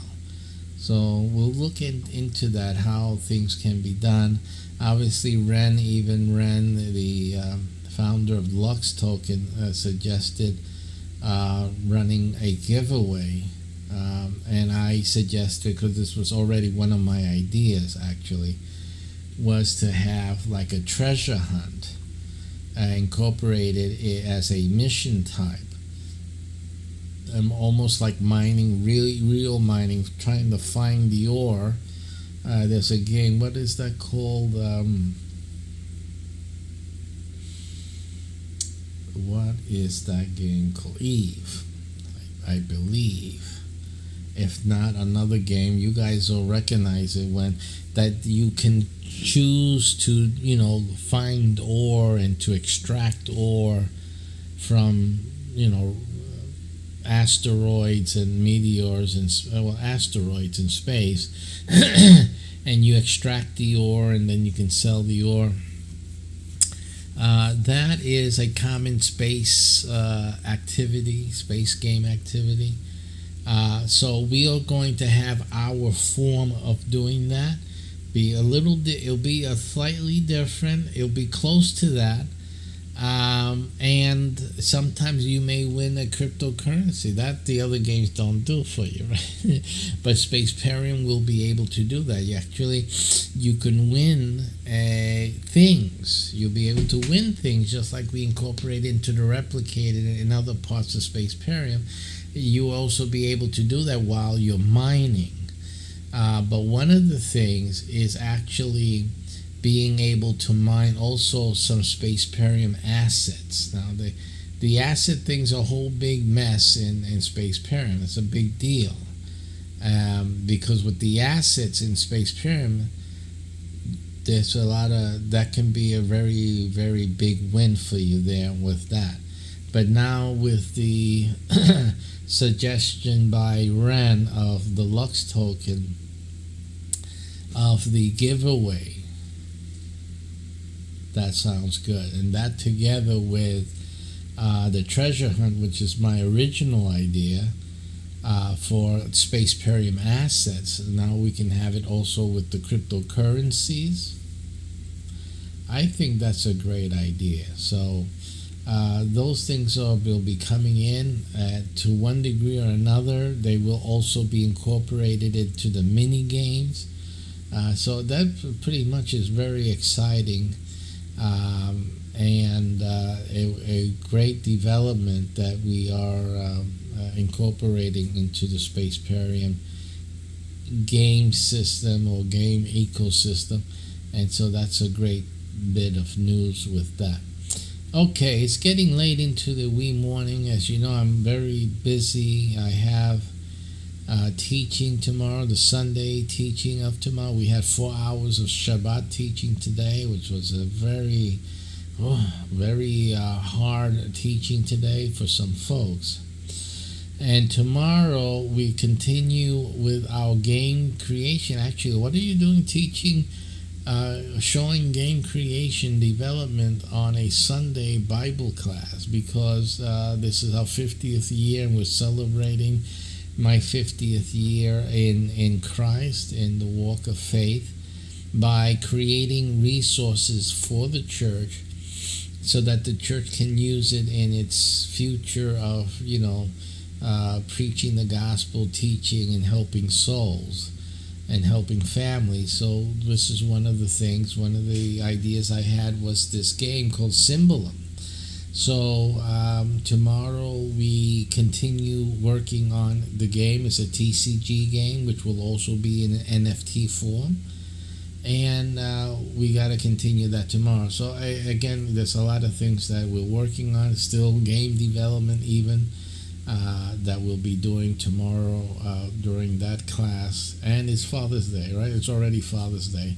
So happy Father's Day for all of you fathers out there, and those who hope to be soon.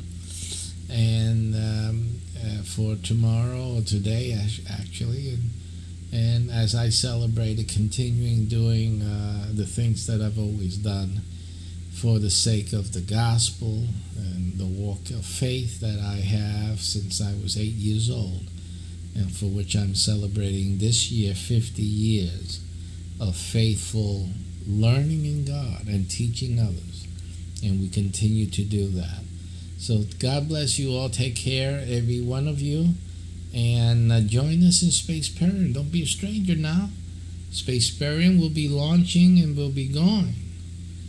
And what are you going to do? Are you going to be part of this great group and be part of something interesting and new and different?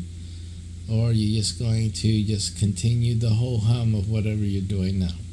I suggest you join us. I really, especially if you like military stuff, especially because that military branch is going to be something really special. Remember, it's a LARPing phase first, and I'm planning a lot of explosives, exploding things and sparks, sparkles, and a lot of action for the military divisions, real life missions. Okay, there'll be exciting stuff out there. All of that is what we're developing in SPACEPERIUM. We'll be talking about that in subsequent videos. So take care. Thanks for watching, and I was calling it a night. And join us tomorrow about 12:30 for the Symbolum game development. Let's see how far we've gotten. We still have to download some more pictures, but we're getting through chapter 1 of Genesis. Take care. See you guys tomorrow.